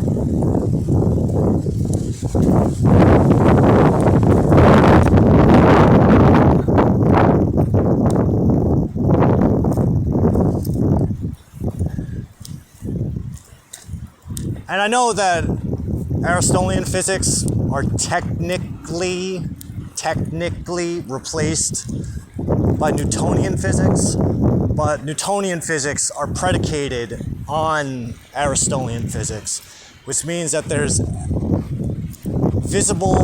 concealed and revealed elements of Aristotelian physics within Newtonian physics. But being that we don't make it a priority for people to understand Aristotelian physics, we're not getting the most out of Newtonian physics, which serve as a container for that which this is predicated on, which is Aristotelian physics.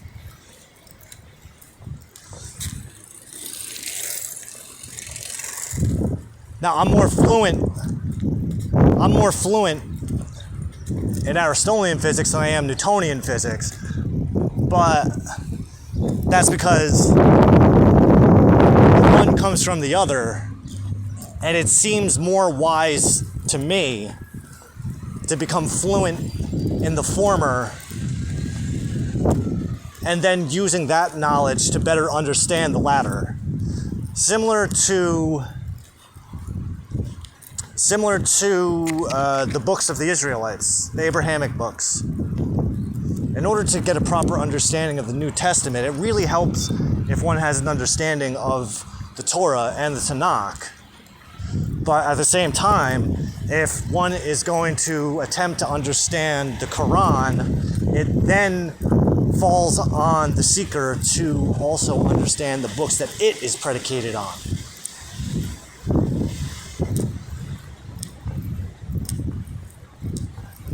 Because it's not until we get to Proverbs, which is in the writings of the Tanakh, where King Solomon teaches us how to decode the New Testament.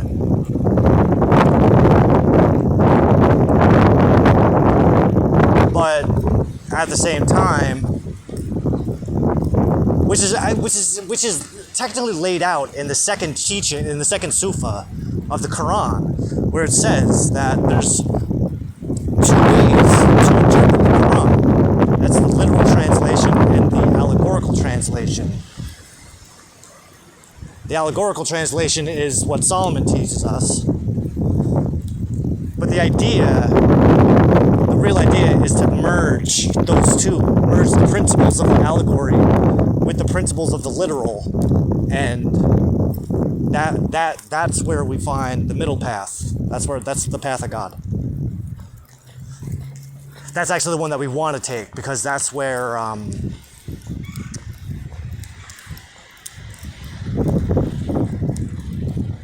that's technically where we start to recognize and relate our own extension from those books. Because if the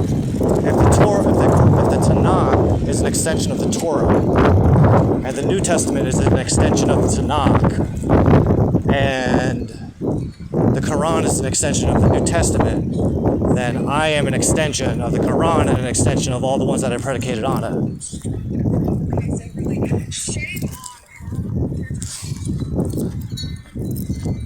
And then if we apply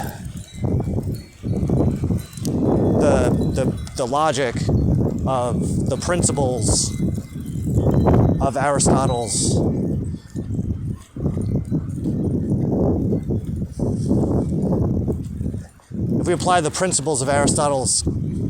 chain of causality, we can recognize that